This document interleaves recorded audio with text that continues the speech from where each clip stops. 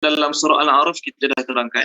Allah mewariskan kepada Bani Israel bumi yang berkat, iaitu bumi Palestin dan juga bumi Syam, dengan sebab mereka bersabar. Jadi memang ayat Quran sebut Allah suruh mereka masuk, Allah suruh mereka tawan, tapi dengan syarat. Okey, boleh Puan Zakiah? Baik Ustaz, terima kasih. Tapi yang dia orang tak nak masuk juga tu sebab dia tak nak pegang tu masa awal tu kan, sebab ada orang kuat lah apa dia kata dia tak nak masuk kan. Ya, itu dalam surah Maidah. Dalam surah Maidah ada. Itu pun antara satu sebab kira Allah tarik balik lah ya. Allah tak tarik balik. Allah Ta'ala bagi masuk juga tapi lambat, lepas pada terlambat. Okey. Okey, baik. Dah 11.30, kita boleh mula dulu perlahan insya-Allah. Hari ini kita akan sambung muka surat 219. 219 surah Yunus. Tuan Haji Razak, kalau kertas tu muka surat berapa?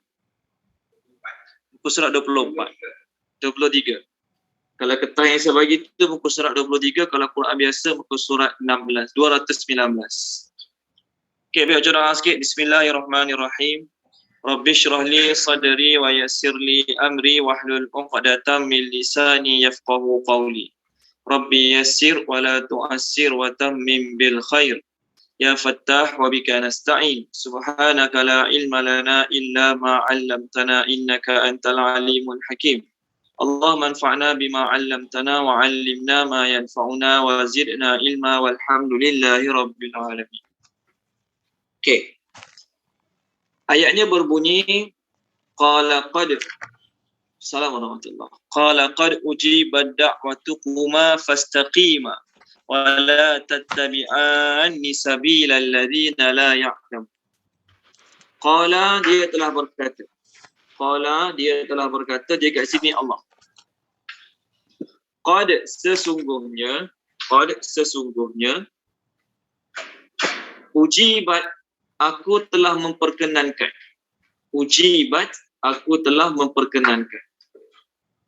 Daripada perkataan ujibat ini keluarlah perkataan mustajab.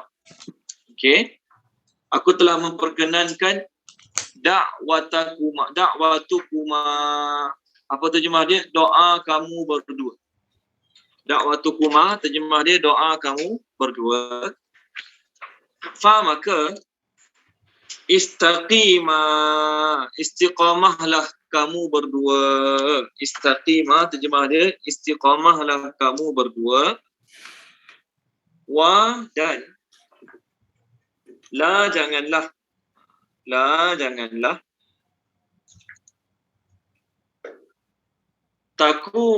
tattabi'ani kamu berdua mengikut.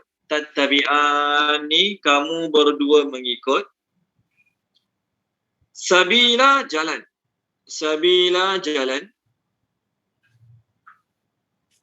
Alladzina orang-orang yang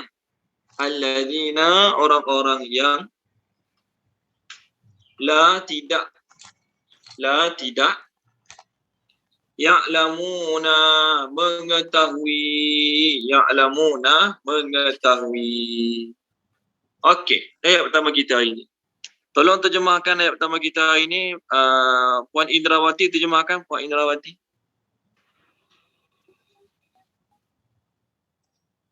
Bismillahirrahmanirrahim.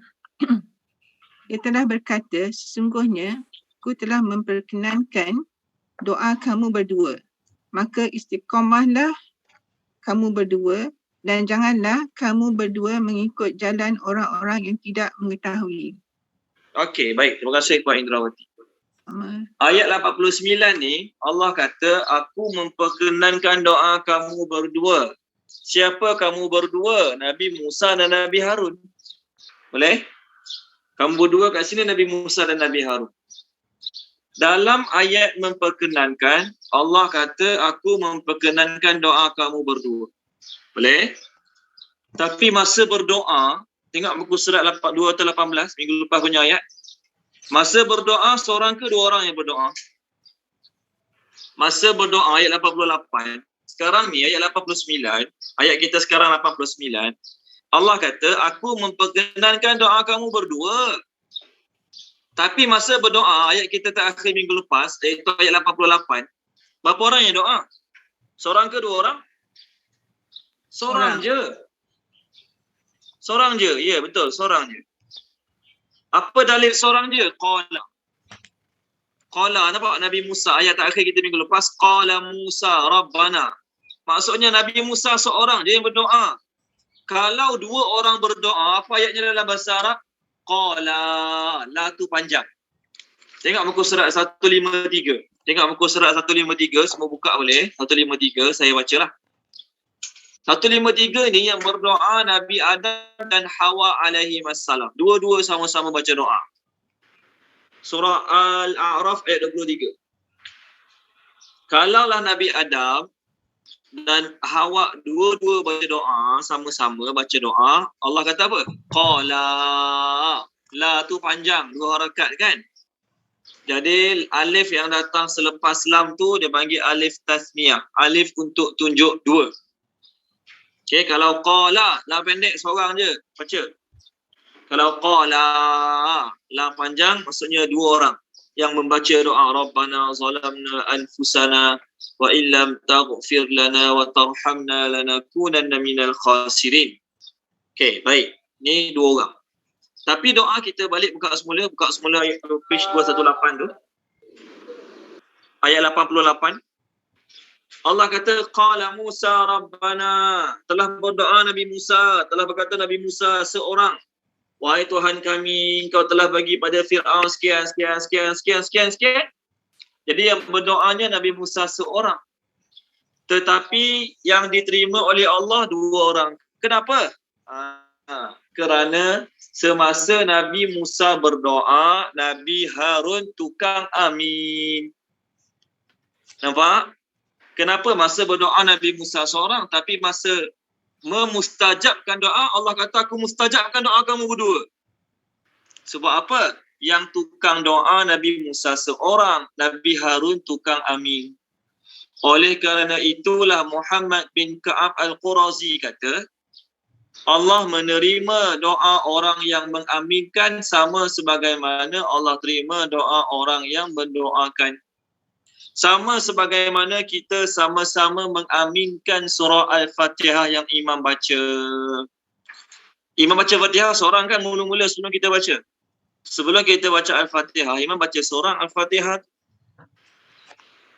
Lepas imam baca kita ramai-ramai. Amin. Ramai-ramai. Maka kita pun dapat sekali apa yang imam baca. Kita pun dapat sekali, termasuk sekali dalam permintaan yang imam baca. Jadi kalau ada orang rajin berdoa panjang-panjang, rajin berdoa lama-lama, kita tukang amin pun dah cukup baik.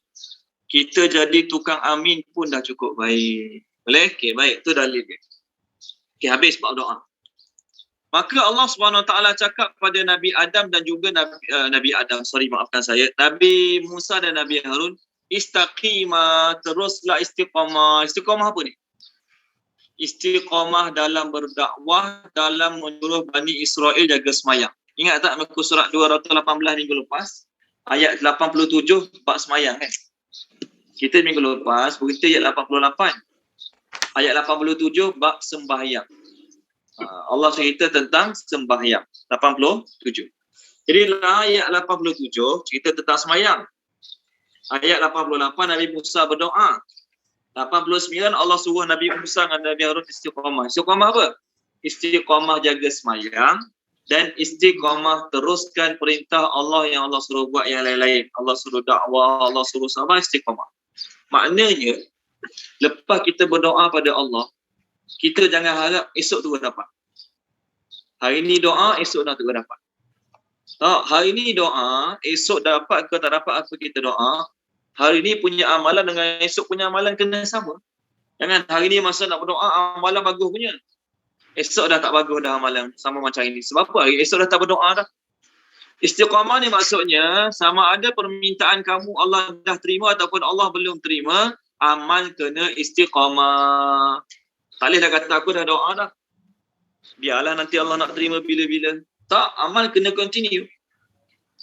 Dalam part terakhir ayat ni Allah cakap pada kedua-dua mereka, Janganlah kamu berdua mengikut jalan orang-orang yang tidak mengetahui. Janganlah kamu berdua mengikut jalan orang-orang yang tidak mengetahui. Apa maksud jalan orang tidak mengetahui? Orang yang tidak mengetahui, hari ini dia doa, esok tak dapat, dia tu kata apa? Allah tak terima doa aku. Orang yang tidak mengetahui kat sini maksudnya ialah orang yang hari ini dia berdoa, esok tak dapat. Maka dia tu kata, Allah tak terima doa aku. Allah tak perkenankan permintaan aku. Tu ciri-ciri orang yang tak tahu dalam bab doa. Kamu berdua orang yang tahu dalam bab doa kan? Jadi oleh kerana kamu berdua orang yang tahu dalam bab doa, kamu hanya perlu tunggu dan lihat bila waktu sesuai Allah nak terima doa.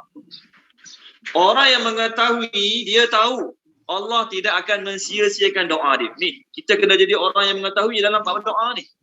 Allah cakap kepada Nabi Musa dan Nabi Harun, kamu jangan jadi orang yang tak tahu dalam bab doa. Jadi orang yang tahu dalam bab doa apa dia kena tahu? Pertama, dia kena tahu Allah pasti akan terima doa kita. Kalau kita tak makan benda haram, tak ambil duit pada sumber yang haram, tak minum minuman yang haram, okey, kita tak makan, masukkan dalam badan kita benda-benda yang haram, kita kena yakin Allah mesti terima doa kita. Itu kena yakin dalam bab doa. Bila Allah nak bagi, macam mana Allah nak bagi, banyak mana Allah nak bagi, itu semua hikmah ilmu Allah kita tak tahu. Kita doa mungkin nak banyak, Allah bagi sikit. Allah bagi kerana Allah tahu. Okey? Kita doa nak pakai kereta yang mahal, Allah bagi juga kereta baru, cuma tak mahal sangat. Contoh.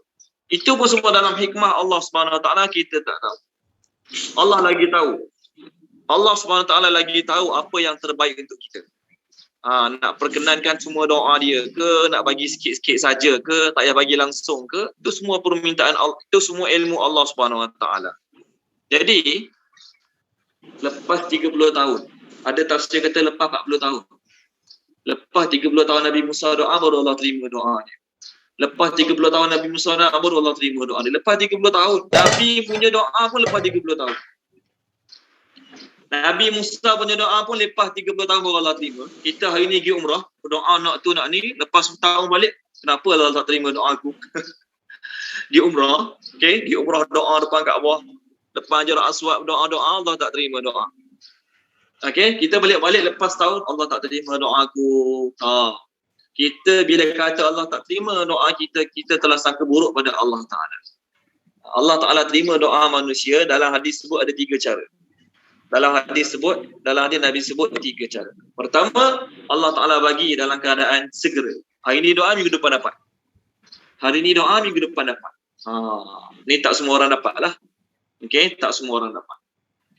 Yang kedua, Allah Ta'ala jadikan doa tersebut penyebab dia terselamat daripada mala musibah. Apa yang diminta tu Allah tak bagi. Apa yang diminta dalam doa dia Allah tak bagi. Tapi doa dia tu Allah jadikan penyebab terhindarnya dia daripada musibah.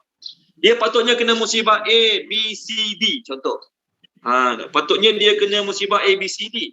Tapi kalau dia jenis orang banyak berdoa, aku akan jadikan doa dia penyebab dia terlepas daripada musibah A, penyebab dia terlepas pada musibah B, penyebab dia terlepas pada musibah C, D dan sebagainya. Dia doa bukan minta, ya Allah jauhkanlah musibah. Bukan, dia doa nak benda lain. Ya Allah nak kaya, ya Allah nak rumah besar, nak kereta besar. Itu yang dia doa. Tapi apa yang dia minta dalam doa Allah tak bagi. Allah jadikan doa dia sebagai sebab musabab dia terhindar daripada musibah. Jadi Allah terima ke tak terima? Allah terima. Allah terima juga. Yang kedua. Yang ketiga, Allah jadikan doanya sebagai, dalam hadis sebut zakhirah. Zakhirah ni apa? Simpanan ke akhirat. Simpanan ke akhirat. Tolong mute-kan boleh? Ada yang belum mute, tolong mute-kan boleh?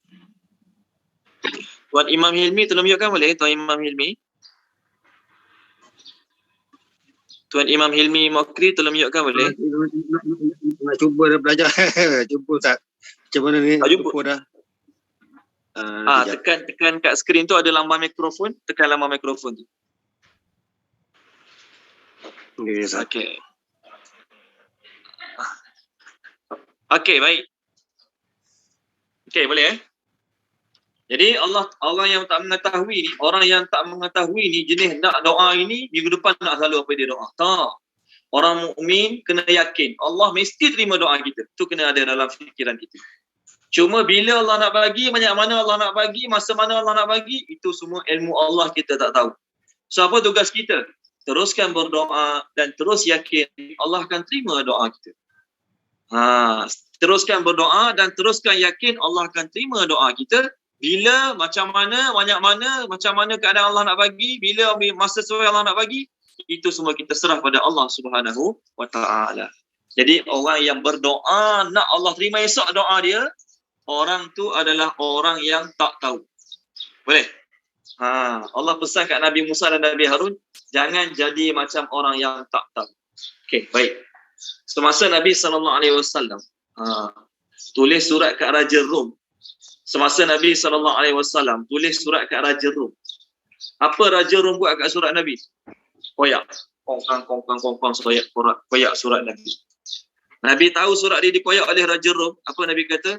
Semoga Allah mengkoyak-koyakkan kerajaannya. Semoga Allah mengkoyak-koyakkan kerajaannya. Nabi doa ni kat Raja Rom. Adakah esok Allah terima doa Nabi? Esok roh hancur? Tak ada. Zaman Sayyidina Umar radhiyallahu anhu, barulah Nabi dah wafat, Abu Bakar dah jadi khalifah. Abu Bakar dah wafat, Umar dah jadi khalifah. Zaman Khalifah Umar radhiyallahu anhu, baru Allah terima doa Nabi sallallahu alaihi wasallam. Berapa tahun tu? Berapa tahun? Wallahu a'lam, kita pun tak kira detail pula. Tapi ambil masa bertahun-tahun. Ambil masa bertahun-tahun. Doa Nabi pun Allah ambil masa bertahun-tahun. Kita nak esok Allah terima. Kenapa Allah tak terima doa saya? Saya dah suruh budak-budak tahfiz doa kat saya. Nabi pun Allah ambil masa bertahun-tahun. Kerana hikmah yang Allah je tahu, kita lagi lah. Okey. Okey, baik, seterusnya. Masuk ayat baru, ayat 90. Dan jawazna, kami menyeberangkan. Orang putih terjemah, we took across. Jawazna, kami menyeberangkan. Bi Bani Israel dengan Bani Israel. Bi Bani Israel dengan Bani Israel. Al-Bahra, laut merah. Okey, laut kat sini namanya laut merah. Lalu ataupun maka atba'ahum, mengikuti mereka. Atba'ahum, mengikuti mereka. Fir'aun, oleh Fir'aun. Mengikuti Bani Israel oleh Fir'aun. Dan junuduhu, tentera-tenteranya. Ada orang nama Junaid, betul kan? Junaid. Bahasa Arab nama dia Junaid. Jim, Nun, Yadal. Maksud Jim, Nun, Yadal. Junaid itu maksudnya seorang tentera yang kecil. Junaid. Orang nama Junaidi. Itu terjemah dia tentera lah tu. Bahasa pada kataan ni. Sebenarnya bahasa Arab Junaid. Melayu dia buang A jadi Junid. Haji Junid ada kan? Junid saja. Orang Melayu nama Haji Junid. Sebenarnya Junaid, nun kena baris atas. Jim, nun, yadal. Junaidun. Kita Junid, nun baris bawah. Salah lah. Okey, junuduhu, tentera-tenteranya. Barian, mengejar. Barian, mengejar. Mengejar, menangkap, semua boleh lah. Okey, barian, mengejar. Dan aduan, menzalimi. Aduan, menzalimi. Aduan, menzalimi. Okey, terjemahkan dia Puan Rosminia Harun, terjemahkan boleh? Boleh Ustaz, tapi saya tertinggal tadi Ustaz. Dan Bismillahirrahmanirrahim. Dan kami menyeberangkan Bani Israel.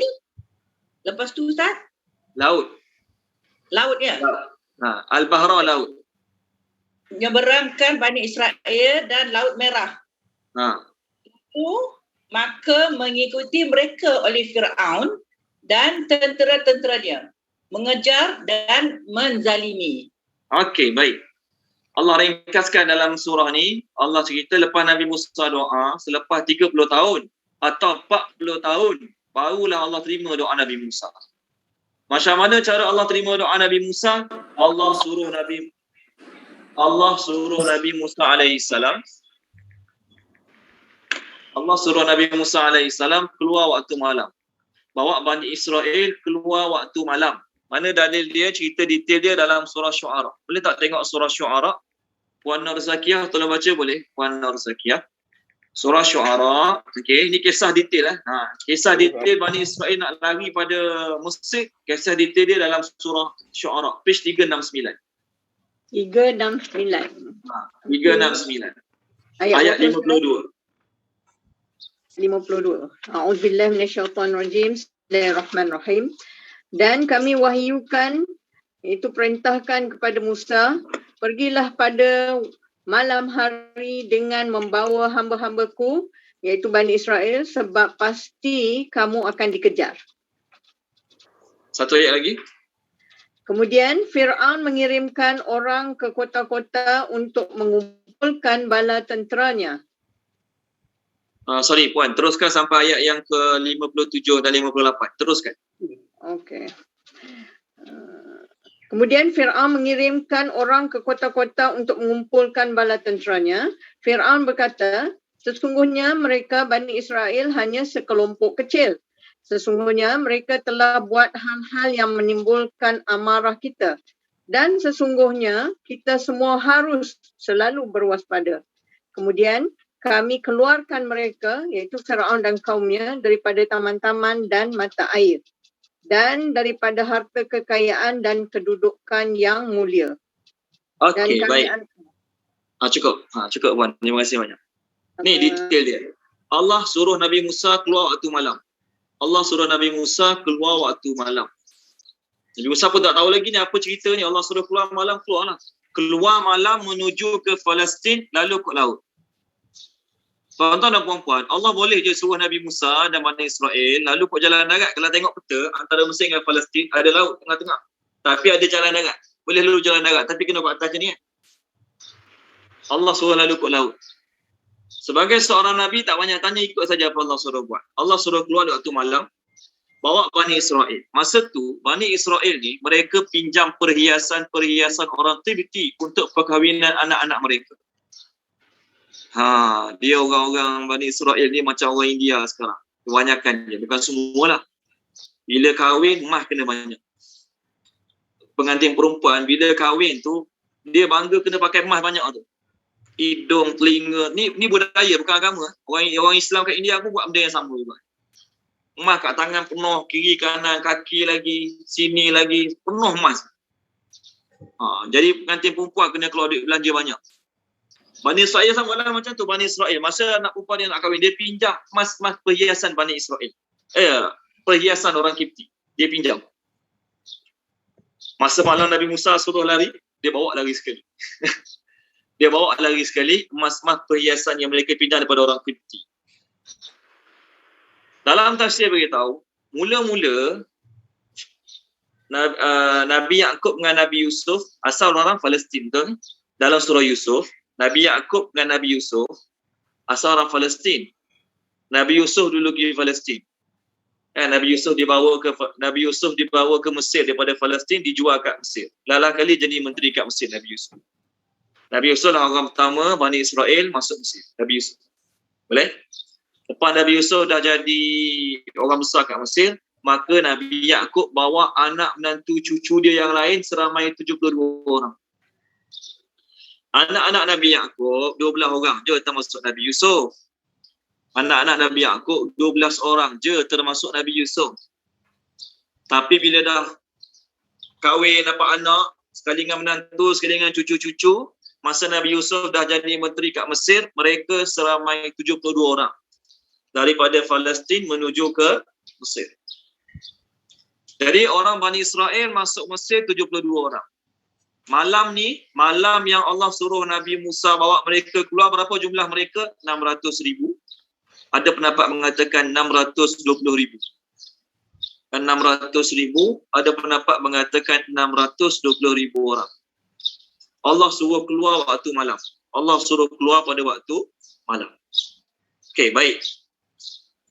Ada dalam tafsir Hasyiah Sawi, tafsir ni, tafsir yang saya bawa ni, tafsir ni Hasyiah Sawi, dia kata sebelum Allah suruh Nabi Musa keluar waktu malam, Allah suruh Nabi Musa membawa sekali mayat Nabi Yusuf.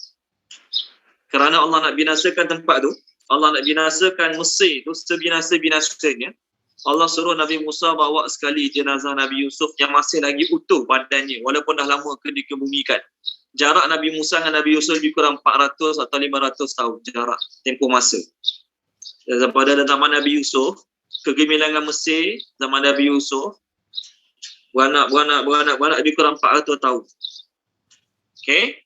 Maka Nabi Musa AS pun bawa sekali jenazah dia keluar waktu malam. Ketika mana sampai ke depan lautan, ni hikmah dia. Allah nak tunjuk kuasa Allah pada Bani Israel, satu. Pertama, Allah nak tunjuk kuasa Allah pada Bani Israel, ni satu. Yang kedua, maafkan saya, boleh? Maafkan saya kena jawab kau sekejap, boleh? Sorry, maafkan saya. Ya, saya.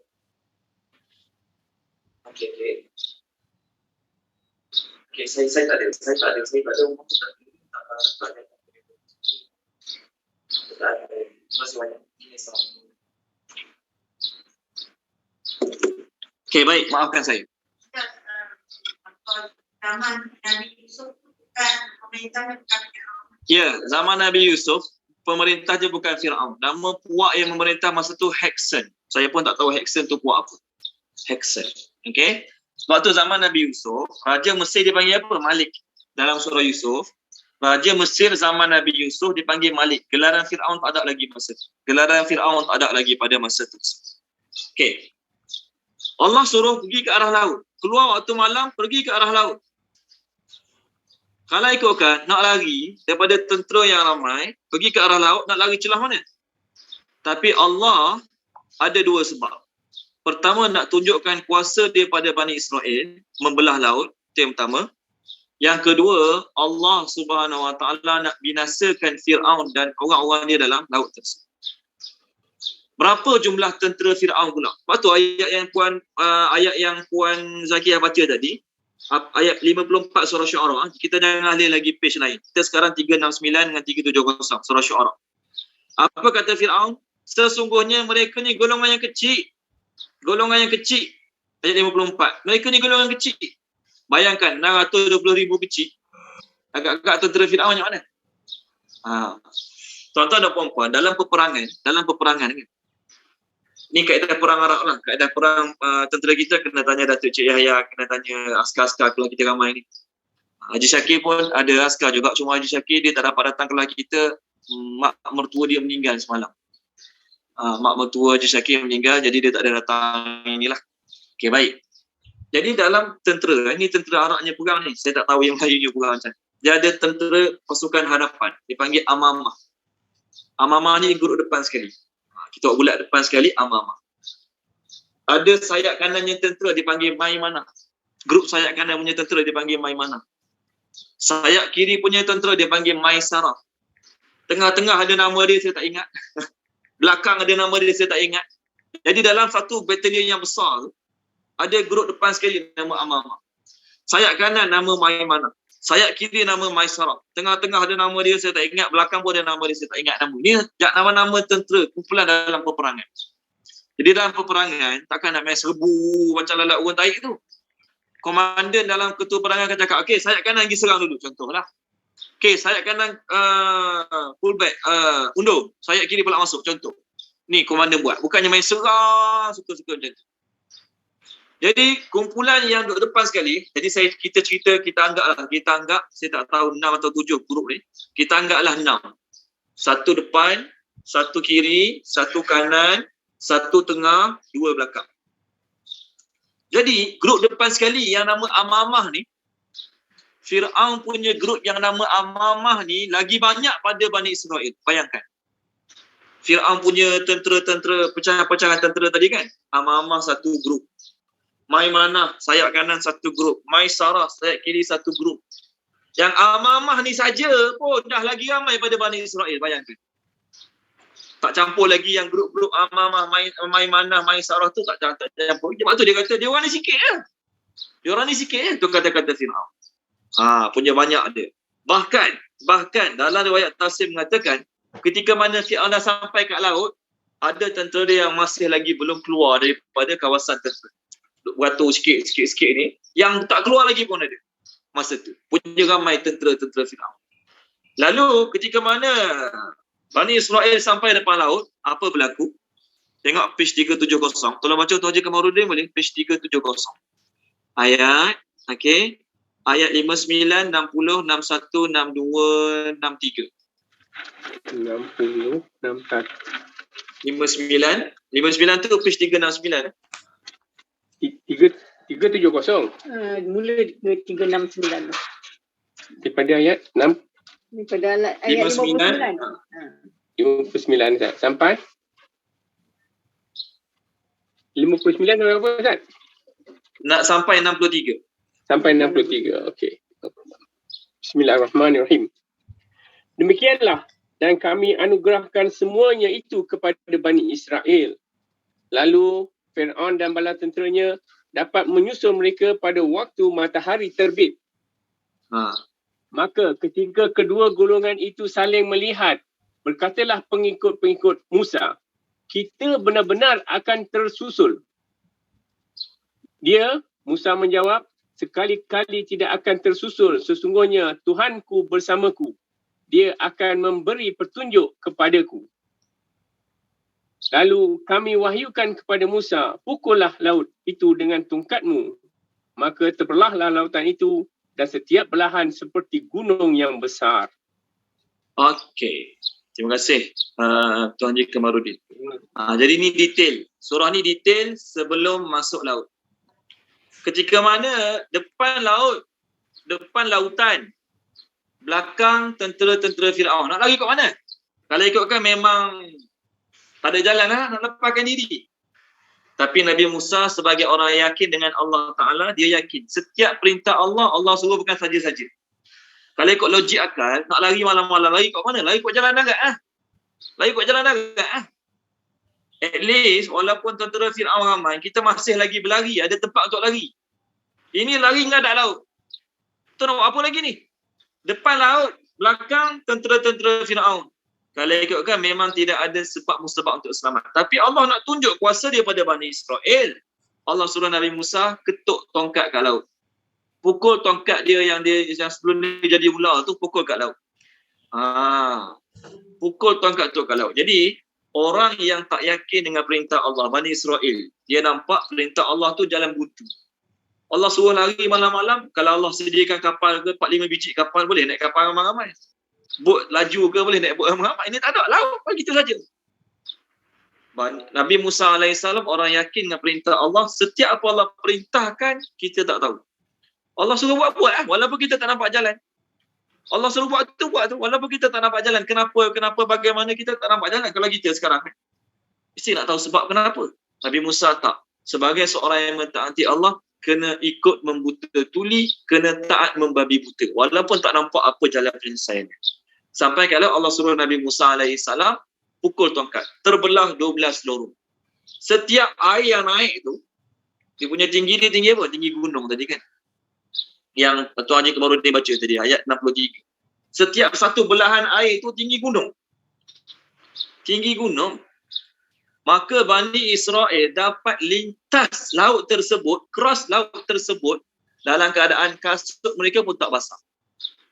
Kasut mereka tak basah. Bayangkan.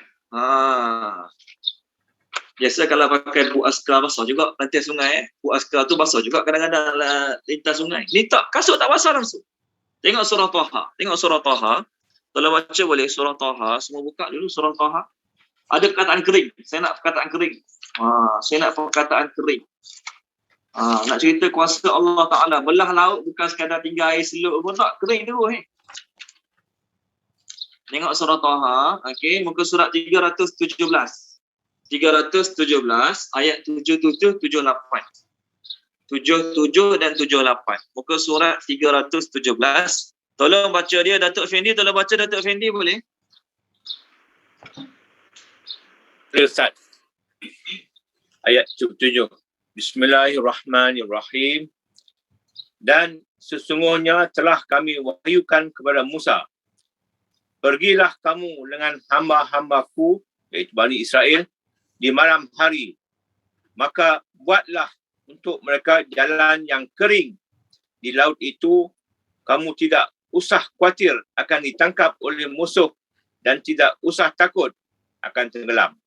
78. Terus. Boleh? 78.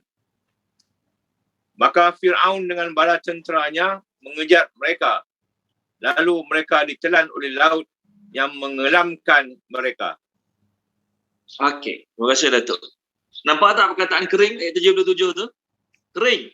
Laut tu lorong dia kering. Allah Ta'ala nak tunjuk kuasa dia. Allah buat laut yang kita tahulah laut ni air 24 jam sepanjang tahun ada air tapi boleh kering. Boleh kering. Dr. Hamka tulis lah pengkaji terkini hari ini mengatakan laut masa tu bukan berlaku kering. Ni orang pengkaji Mak Saleh lah ni yang tak percaya mujizat Allah ni. Dia kata berlaku air pasang surut. Ya, memang kat laut berlaku air pasang surut tapi tak pernah lagi surut sampai orang boleh cross Mesir ke Palestin. Tak pernah lagi surut sampai orang boleh cross jalan kaki Mesir ke Palestin. Tak ada lagi berlaku cutik macam tu. Jadi pendapat tu tak betul. Dah berapa ribu tahun dah zaman Nabi Musa sampai ke zaman hari ni, tak ada lagi air pasang surut daripada Mesir ke Palestin orang boleh jalan kaki. Tak ada berlaku lagi. Tak jadi ini mukjizat Allah Subhanahu Wa Taala. Jadi apa berlaku? Ketika mana Nabi Musa pukul tongkat dia ke laut, maka laut terbuka 12 lorong, Bani Israel lalu. Nabi Musa suruh jalan. Yalah. Bani Israel lalu 12 lorong. Satu kumpulan lorong masing-masing. Dia ada 12 buah Bani Israel, satu kumpulan lorong masing-masing. Firaun berhenti. Firaun dengan panglima besar tentera dia ni yang duduk hadapan sekali, dia naik kuda stallion. Kuda stallion ni kuda yang belum disunatkan. Kuda jantan yang belum disunatkan lah. Kuda stallion. Firaun tak nak masuk. Buat apa nak masuk laut? Bahaya. Betul kan? Menempah bahaya. Tengok air laut. Kita pun kalau tengok air laut tinggi macam tu, nak masuk. Tak payah masuk. Menempah maut. Maka apa Allah buat? Allah hantar malaikat-malaikat naik kuda betina. Allah hantar malaikat-malaikat menunggang kuda betina. Kuda jantan ni tengok kuda betina jadi hero. Betul kan? Kuda jantan ni, kuda stallion ni, kuda yang belum disunat, belum dikasih ni, maksudnya kuda normal, kuda jantan normal ni, dia ada setengah-setengah pemilik kuda, dia akan asingkan, kuda jauhkan. Bukan sekadar asing kuda jantan, kuda betina. Letak kandang kuda jantan, kuda betina jauh. Salah satu sebab anak rosak kandang. Kuda jantan duduk dalam kandang, duduk nampak kuda betina, nak pergi tak boleh. Sepak-sepak besi, dia sepak-sepak tiang, dia sepak-sepak dinding, nak terkam kuda betina. Jadi Firaun tak nak masuk. Lalu Allah hantar malaikat-malaikat menunggang kuda betina. Kuda Firaun tengok, terus terkam. Pergi masuk sekali. Jadi bila Firaun masuk, orang belakang takkan nak biar. Big boss masuk, orang belakang kena ikut. Mereka pun ikut masuk. Ketika mana mereka ikut masuk, ketika mana seluruh tentera Firaun, daripada Firaun depan sekali sampai yang belakang sekali, dalam laut, Allah tutup balik air laut. Allah Ta'ala tutup balik air laut. Ni Allah Ta'ala buat kepada Firaun dan orang-orang dia. Boleh? Okey, baik. Sama ayat kita sekarang. Apa berlaku dalam laut? Apa berlaku ketika mana Firaun? Okey, baik. Satu soalan. Adakah tenggelam tu laut sahaja atau Mesir sekali? Bila terbuka laut, Allah cantum balik air tu, adakah laut tu sahaja yang tenggelam ataupun seluruh Mesir tenggelam? Siapa ada jawapan? Laut tu sahaja tenggelam ke ataupun bukan? Bukan laut sahaja, seluruh darat dia tenggelam. Contoh kita pantai paling dekat kat mana contoh? Air pantai tu terbuka. Bila Allah cantum balik air pantai tu, adakah pantai tu saja yang berair macam biasa ataupun seluruh darat-darat kena air sekali? Itu soalan saya. Siapa nak jawab? Boleh cuba Ustaz? Boleh cuba. Salah tak apa. Rasanya macam pernah dengar dia tenggelam semua. Bukan laut tu saja. Dengan kampung-kampung pada siapa tu? Tak ingat lah. Dengar pada siapa tu? Tak ingat. Tak ingat lah. Dengar pada saya kot. Okey. Tenggelam semua. Masa air terbuka, laut je lah. Laut, air yang tinggi macam gunung tadi kat laut je lah kan. Masa air tu ditinggikan buka 12 lorong. Masa Allah jatuhkan balik air tu, adakah laut tu saja berair macam biasa? Tak. Semua. Mana dalil semua? Tengok surah Al-A'raf. Dalil dia surah Al-A'raf. Surah Al-A'raf ni dah lama dah kita lepas surah ni. Okey, surah Al-A'raf. Okey, muka surat Sekejap, saya cari muka surat sekejap. Okey, muka surat. Datin Salamiah kalau baca boleh Datin. Muka surat 166. Ayat bawah sekali. Muka surat 136. 136 dan 137. 136 dan 137. Baik Ustaz. Bismillahirrahmanirrahim. Maka kami hukum sebahagian di antara mereka, lalu kami tenggelamkan mereka di laut. Kerana mereka telah mendustakan ayat-ayat kami dan melalaikan ayat-ayat kami. 137. Dan kami wariskan kepada kaum yang tertindas itu bumi bahagian timur dan bahagian baratnya yang telah kami berkati dan telah sempurnakan firman Tuhanmu yang baik itu sebagai janji untuk Bani Israel disebabkan kesabaran mereka. Dan kami hancurkan apa yang telah dibuat Fir'aun dan kaumnya dan apa yang telah mereka bangun. Okey, terima kasih Datin. Datin Salamiah rasa laut saja binasa ke bandar-bandar sekali binasa? Laut saja. Sebab Laut saja? dalam laut. Laut saja tak kena. Tengok Orang Putih cakap apa. Terima kasih Datin, tak apa mencuba. Orang Putih kata, and we destroy what had been made by Fir'aun and his people and what they had built. B-U-I-L-T. Apa yang Fir'aun telah bina. Kami binasakan apa yang Fir'aun dan kaum dia buat dan kami binasakan apa yang Fir'aun dan kaum dia bina. Agak-agak kaum dia dengan dia bina rumah dalam laut tak? Tak kan? Jadi ayat ni menunjukkan setelah Allah Ta'ala jatuhkan balik air tadi, bukan sekadar air tu duduk dalam laut sahaja. Yang belakang-belakang habis mati. Yang belakang-belakang habis mati sekali. Jelas Sebab tu Allah wariskan Mesir dan Palestin pada Bani Israel. Maknanya bukan sekadar tentera Fir'aun mati. Anak-anak bini diorang yang tak ikut, masa kejar Bani Israel ni bini diorang ikut. Bini tentera-tentera ikut sekali. Anak 3-4 tahun ikut sekali. Tak ikut sekali. Masa Allah jatuhkan air itu, seluruh Mesir Allah Ta'ala binasakan dengan air laut tersebut. Mungkin macam tsunami ke, wallahualam lah, kita pun tak tahu. Tapi confirmnya berdasarkan ayat 137 ni, bukan sekadar orang dalam laut je mati.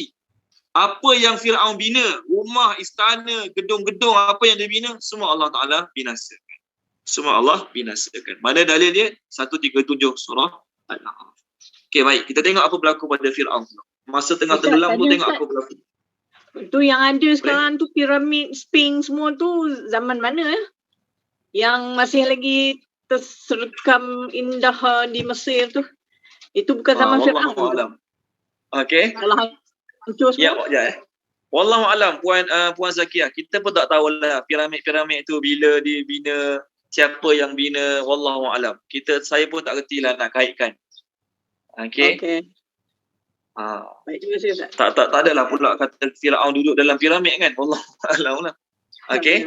Saya pun tak reti nak cakap bila dibina, macam mana cara dia, wallahualam. Okey. Tapi ayat ni kita faham dengan jelas, semua Allah binasakan. Ya, Puan?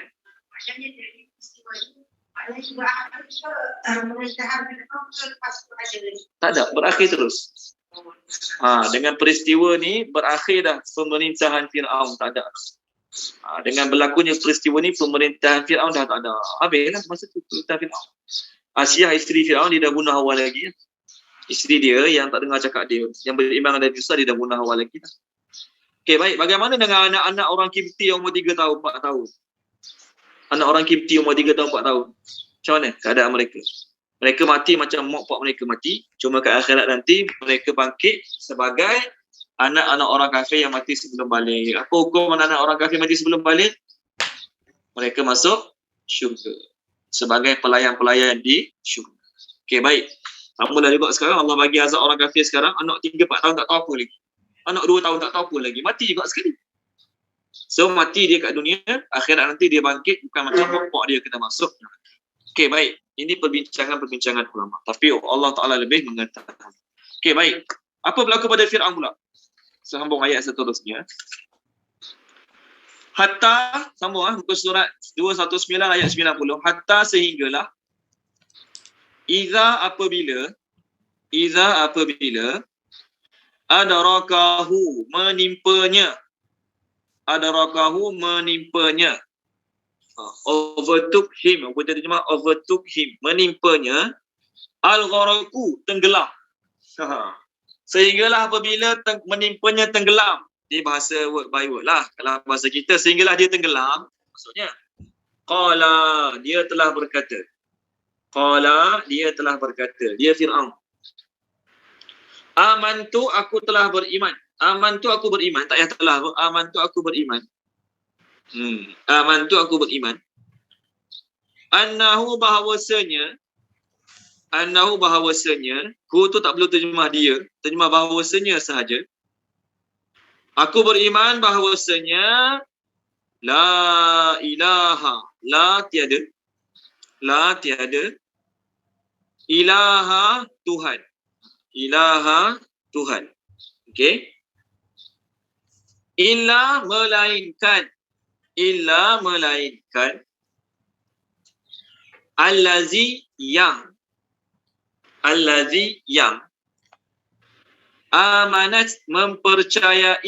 Amanat mempercayai. Okey. Bihi dengannya. Banu Israel oleh Bani Israel.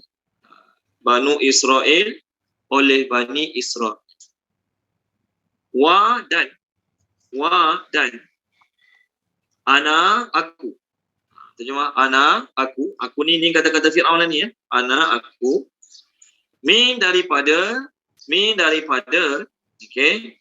Al-muslimin, orang-orang yang menyerah diri. Orang-orang yang menyerah diri. Okey, baik. Tolong terjemahkan dia. Puan Izawani boleh terjemah, Puan Izawani.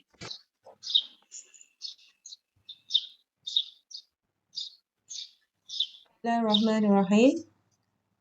Sehinggalah apabila menimpanya tenggelam, dia telah berkata, aku beriman bahawasanya tiada Tuhan melainkan yang mempercayai dengannya oleh Bani Israel dan aku daripada orang-orang yang menyerah diri.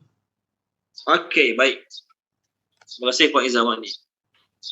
Allah cerita tentang Fir'aun seorang. Sebab apa? Kawan-kawan dia, tentera-tentera dia semua Allah binasakan dalam banjir tersebut. Tak tahulah apa mereka ucap masa tu, apa mereka cakap masa tu, Allah tak ada kira pun. Sekarang ni ketika mana Fir'aun ditenggelamkan oleh banjir, tuan-tuan dan puan-puan, orang pergi perang ni bawa baju besi, topi besi, baju besi perang, topi besi, baju besi, kasut. Jadi bukan senang nak berenang kalau tayang air naik. Okey. Semalam ada video, polis trafik kejar orang. Dah tengok tak video? Polis trafik kejar orang. Polis trafik dengan pakai kasut tinggi polis trafik tu. Nak bawa beg lagi, bawa pistol lagi, nak berlari bukan senang, nak pergi laju-laju. Orang tu lari tak dapat tangkap polis trafik. Okey, ada video semalam keluar. Cubalah tengok. Macam-macam orang kutuk polis trafik tu. Ya, pakai kasut je tu bukan senang nak berlari. Betul kan? Dia kaki ayam lagi laju ni. Jadi mereka ni pakaian perang. Bila dah Allah Ta'ala lemahkan, bukan senangnya mereka nak berenang selamatkan diri. Bahkan kalau mereka pakai pakaian biasa untuk berenang pun, tetap Allah Ta'ala akan binasakan mereka juga. Okey. Lalu ketika mana Fir'aun tengah lemas ni, dia pun berkata, aku beriman bahawasanya tidak ada Tuhan, melainkan Tuhan yang Bani Israel beriman dengannya. Ayat ni nak tunjuk.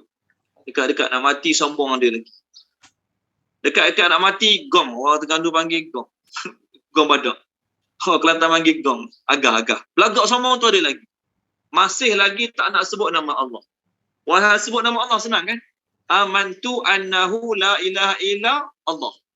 Aku beriman bahawasanya tidak ada Tuhan melainkan Allah. Kan senang. Tapi kerana masih lagi susah nak mengaku Allah tu Tuhan, sombong tu ada lagi, masih lagi berat mulut nak sebut nama Allah. Tak puas hati lagi nak sebut nama Allah. Masih lagi berat nak sebut nama Allah. Dia pun berkata, aku beriman tidak ada Tuhan melainkan Tuhan yang Bani Israel beriman dengannya. Katakanlah Fir'aun mengucapkannya masa dia hidup, bukan masa banjir. Sah tak kata-kata dia? Sah. Kerana maksud ayat ni, aku beriman tidak ada Tuhan melainkan Tuhan yang Bani Israel percaya pada dia. Allah siapa lagi? Tak ada masalah. Okey. Cuma pada masa ni Allah tidak menerima iman Firaun. Allah tidak menerima iman Firaun dua sebab. Sebelum cerita dua sebab, saya ada share hadis minggu lepas. Minggu lepas saya share hadis dalam grup kita. Ingat sampai tak sampai ayat. Hadis diriwayatkan oleh Imam Ahmad daripada Ibnu Abbas radhiyallahu anhu. Nabi SAW bersabda, saya baru share balik tadi dalam grup lain kita. Nabi SAW bersabda, Nabi kata apa dia? Lamma qala Fir'aun, ketika mana Fir'aun berkata, aku beriman tidak ada Tuhan melainkan Tuhan yang dipercayai oleh Bani Israel. Qala li Jibril. Masa Jibril turunkan ayat ni pada Nabi, Jibril cakap kat Nabi. La ra'aitani, wahai Muhammad, kalau kau tengok masa tu, masa Fir'aun nak mati lela dah masa dalam banjir tu. Wa qad akhaztu lam hatta, aku telah ambil lumpur kat laut. Masa Fir'aun tengah ucap ucapan ni, aku ambil lumpur kat dasar laut. Jibril kata, fadasastuhu fihi, aku sumbat dalam mulut dia. Maka fata'an tana lahur rahmah, aku takut nanti dia cakap banyak kali lagi macam ni, Allah kesian, Allah bagi rahmat pada dia. Ni Jibril buat. Hadis ni ada saya share dalam tafsir Ibnu Katsir riwayat Imam Ahmad. Imam Bukhari pun ada meriwayatkan hadis. Jibril cakap kat Nabi, masa Firaun dia ucap perkataan ni, Jibril ambil lumpur dalam laut, sumbat dalam mulut dia. Tak bagi cakap banyak. Sebab Jibril kata, aku takut nanti dia cakap banyak sangat, Allah Ta'ala berlas ihsan, Allah bagi rahmat pada dia. Jadi orang tanya pula, oh Ustaz, Jibril pandai-pandai buat, benda Allah tak suruh buat. Apa dia? Lawan bos. Jawapan dia, Jibril tak akan buat benda yang Allah tak suruh buat. Jibril tak akan cakap benda Allah tak suruh cakap. Itu jawapan. Bukan Jibril seorang, semua. Malaikat semua juga. Jibril tak akan buat benda Allah tak suruh buat. Dan Jibril tak akan cakap benda Allah tak suruh cakap. Jadi dalam hadis ni, hadis sahih riwayat Imam Bukhari ada. Dalam tafsir Ibnu Katsir riwayat Imam Ahmad. Jibril yang bubuh benda tu kat mulut dia pun siapa suruh? Allah suruh. Saya baru share hadis tu kat grup kita tadi. Ada dalam tafsir. Hadis tu saya ambil dalam tafsir Ibnu Katsir. Okey, baik. Kenapa Allah tak terima iman Fir'aun kat situ? Kenapa Allah tidak menerima iman Fir'aun? Dua jawapan. Pertama, sebab Allah tak menerima iman orang yang hampir-hampir nak mati. Orang yang hampir-hampir nak mati baru nak beriman. Dengan nazar, okey aku beriman. Allah tak terima. Tengok muka surat 80. Muka surat 80. Tolong baca boleh Tuan Haji Asy'ari, tolong baca surah An-Nisa. Muka surat 80. Ayat yang ke-18. Ayat yang ke-18. Ada? Tuan Haji Asy'ari Abdul Jalil ada? Ada Ustaz, insyaAllah. Ayat ke-18. 18. Muka surat 80 ayat yang ke-18. Bismillahirrahmanirrahim. Dan tidaklah diterima taubat itu daripada mereka yang melakukan kejahatan hingga apabila datang ajal kepada mereka, seorang di antara mereka, barulah dia mengatakan, aku benar-benar bertaubat sekarang. Dan tidak juga diterima taubat daripada orang-orang yang ketika meninggal mereka tetap kafir. Orang-orang yang sedemikian telah kami sediakan azab yang pedih. Okey. Terima kasih Tuan Haji Asy'ari. Nampak? Allah tidak menerima taubat bagi orang yang datang kepadanya kematian. Maksudnya nazak nak mati dah. Dah nazak nak mati, masa tu dia kata aku taubat sekarang. Aku taubat sekarang. Allah tak terima. Dan juga orang yang dah mati masuk kubur ke tak masuk kubur, lepas mati baru dia kata sekarang aku nak taubat. Allah tak akan terima kata-kata dia. Taubat Allah tak terima, iman pun Allah tak terima. Jadi Fir'aun ni masa kita kata Fir'aun ni diambang sakaratul maut lah masa Fir'aun ucap kalimah ni. Bahkan dalam tafsir-tafsir mengatakan dia ucap berkali-kali. Amantu annahu la ilaha illalladzi amanat bihi banu Israel wa ana minal muslimin. Ucap berkali-kali kata-kata masa nak ambang-ambang kematian dia. Okey, tengok muka surat 476 sama juga. Tolong baca Puan Zaliha boleh. Puan Zaliha binti Daud. Muka surat 476. Ayat 8485. Dah tengok azab baru nak beriman. Dah tengok azab baru nak beriman. Oh sorry, 8485. Boleh saja. 84-85. Bismillahirrahmanirrahim. Maka ketika mereka melihat azab kami, mereka berkata, kami hanya beriman kepada Allah sahaja dan kami ingkar kepada sembahan-sembahan yang telah kami sekutukan dengan Allah. Ayat 85. Maka iman mereka ketika mereka melihat azab Allah tidak berguna lagi bagi mereka. Itulah ketentuan Allah yang telah berlaku terhadap hamba-hambanya dan ketika itu rugilah orang-orang kafir. Okey, terima kasih Puan Zaliha.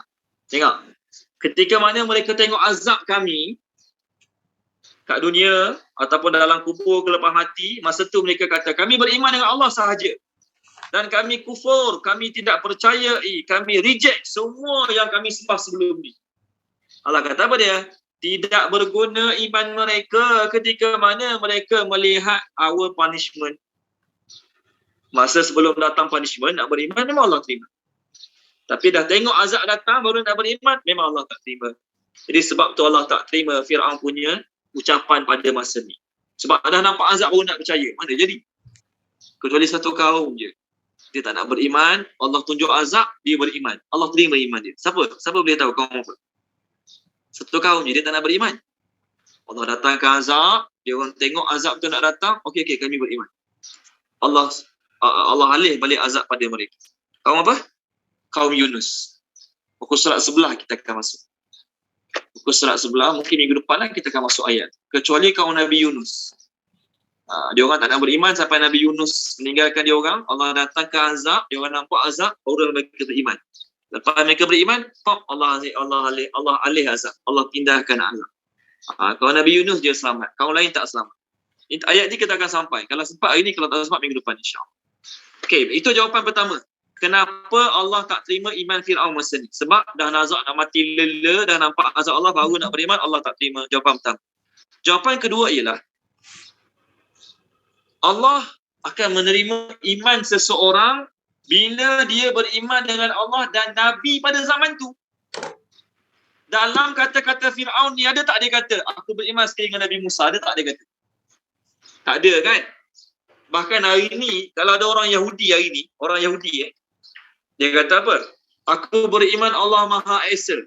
Tidak ada Tuhan selain Allah. Allah lah satu-satunya Tuhan sahaja yang layak disembah.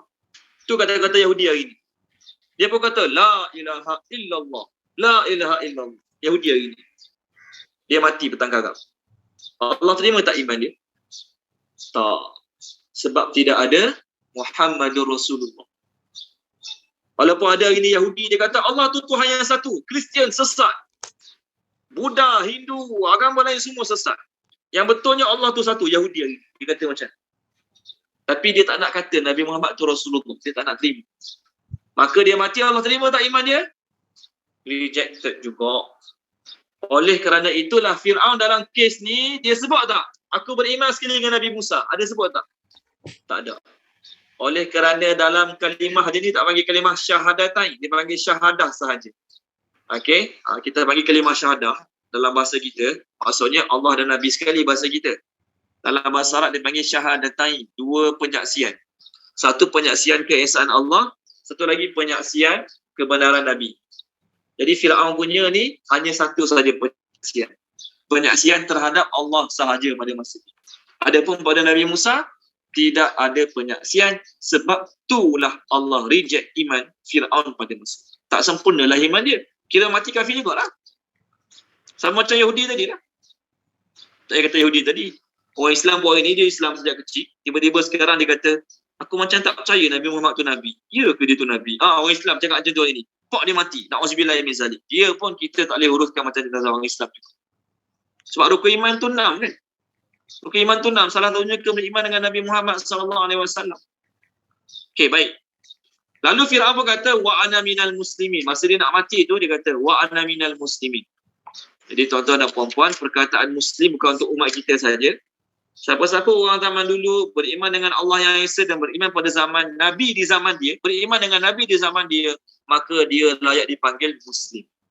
Fir'aun kata kat sini, saya Muslim, saya menyerah diri. Saya sekarang dah jadi orang yang menyerah diri pada Allah yang Maha Esa. Sebelum tu dia ngaku dia Tuhan. Ana rabbukumul a'la. Firaun sebelum tu dia ngaku dia Tuhan. Akulah Tuhan kamu yang paling tinggi. Tuhan lain ada lagi tak? Ada lagi Tuhan-Tuhan lain selain dia, tapi yang paling tinggi Tuhan dia lah, Firaun. Sombong dia. Sekarang bila Allah Ta'ala dah lemaskan dia, okey, dia pun kata aku beriman bahawasanya tidak ada Tuhan melainkan Tuhan yang dipercayai oleh Bani Israel dan sekarang aku Muslim. Apa Allah suruh malaikat jawab pada Firaun? Sama ayat seterusnya. Al-an, adakah baru sekarang? Jadi al-an ni kalau dalam ilmu tajuk dipanggil mad lazim kalimi mukhaffaf, wajib 6 harakat. Mad lazim kalimi mukhaffaf. Hanya 2 tempat dalam Quran. Dua-dua dalam surah Yunus. Kan? Satu kat sini, satu beberapa buku surat sebelum ni kita dah terangkan. Jadi terjemah al-an, adakah baru sekarang? Wa, sedangkan, pun padahal, qad sesungguhnya, asaita, engkau telah mengingkari. Asaita, engkau telah mengingkari. Qablu, daripada sebelum ini. Qablu, sebelum ini. Daripada tak ada asari. Qablu, sebelum ini. Wa, dan kunta adalah engkau. Kunta adalah engkau. Min daripada al-mufsidin, orang-orang yang membuat kerosakan. Al-mufsidin, orang-orang yang membuat kerosakan. Datuk Muhammad bin Husin telah baca, boleh Datuk Muhammad bin Husin? Boleh. Bismillahirrahmanirrahim. Adakah baru sekarang, sedangkan sesungguhnya engkau telah mengingkari sebelum ini, dan adakah engkau daripada orang-orang yang membuat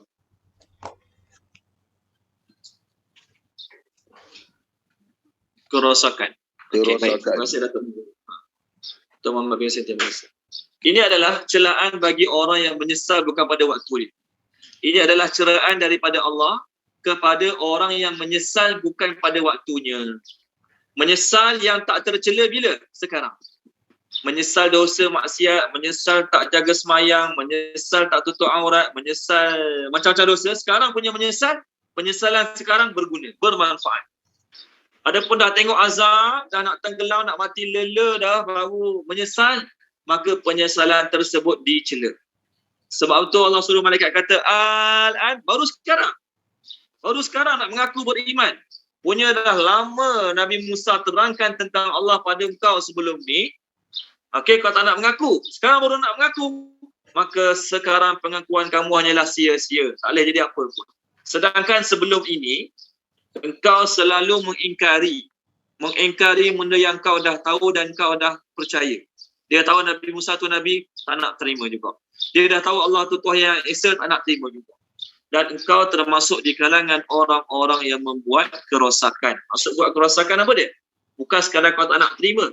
Bahkan kau juga paksa orang lain tak nak terima macam kau. Engkau juga paksa orang lain beriman dengan ajaran kau yang salah tersebut. Ini maksud ayat ni. Okey? Sama macam Allah cakap dalam surah ni juga. Tengok muka surat muka surat 214. 214 ayat 51. 214 ayat 51. Ayat 50 dan 51. Okey? Ayat kita sekarang adalah al-an yang dah pun berlaku. Ayat kita sekarang al-an, adakah baru sekarang? Itu dah berlaku pada Firaun. Okey? Adapun ayat 50 dan 51 ni belum berlaku. Semasa ayat ini diturunkan pada Nabi Muhammad, semasa ayat 50 dan 51 surah diturunkan pada Nabi Muhammad, al-an tu belum berlaku. Tolong baca dia boleh? Datin Rus, tolong baca Datin Rus. 214 ayat 50 dan 51. Ada juga kat situ. Pakai iPhone ni, ayat 51 Ustaz. 50 dan 51.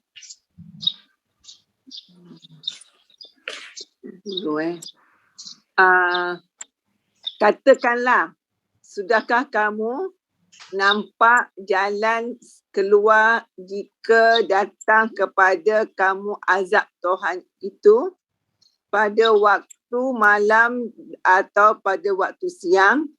Azab manakah mereka yang berdosa itu minta disegerakan, sedangkan sebarang azab wajib ditakut. Ayat 51, patutkah kamu mengingkari azab itu? Kemudian apabila ia menimpa kamu, baru kamu hendak mengakuinya. Apakah baru sekarang kamu mengakui sebenarnya, padahal sebelum itu kamu selalu meminta disegerakan kedatangannya? Okey. Terima kasih Datin. Namun Jadi ayat ni Allah cela untuk orang musyrikin. Ayat kita tadi untuk Fir'aun. Ayat kita ini untuk Fir'aun. Ayat ni Allah cela orang musyrikin zaman Nabi. Di masa ayat ni diturunkan pada Nabi Muhammad, Al-An ni belum berlaku lagi pada orang kafir tu. Allah kata, kamu duduk tanya Nabi, bila azab, bila azab, bila azab. Allah kata apa? Allah suruh Nabi cakap apa pada mereka? Kalau azab tu datang, agak-agak kamu akan percaya ke tak percaya? Nanti bila azab tu datang, confirm kamu percaya. Masa kamu percaya tu Allah suruh malaikat cakap pada kamu, baru sekarang. Baru sekarang nak percaya. Walaupun ayat ni turun untuk Fir'aun, ayat ni turun untuk orang kafir zaman Nabi, ayat ni berlaku juga pada kita. Kita pun berkemungkinan akan disoal dengan soalan macam ni juga. Baru sekarang. Dulu tak nak percaya. Baru sekarang. Dulu tak nak ikut. Baru sekarang. Dulu tak nak taubat. Kita pun akan disoal dengan soalan macam ni juga kalau kita tidak mempersiapkan diri kita daripada sekarang. Okey, baik, seterusnya ayat 92. Faham ke? Al-yawma pada hari ini. Al-yawma pada hari ini. Pada hari ini ni ditujukan pada zaman Nabi Muhammad sallallahu alaihi wasallam sehinggalah ke hari kita ini.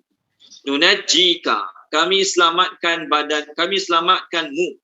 Nunajjika, kami selamatkanmu. Mu ni tuju pada Fir'aun. Kami selamatkanmu bi badanika, dengan badanmu. Jadi badan dalam bahasa Melayu nak ambil pada bahasa Arab.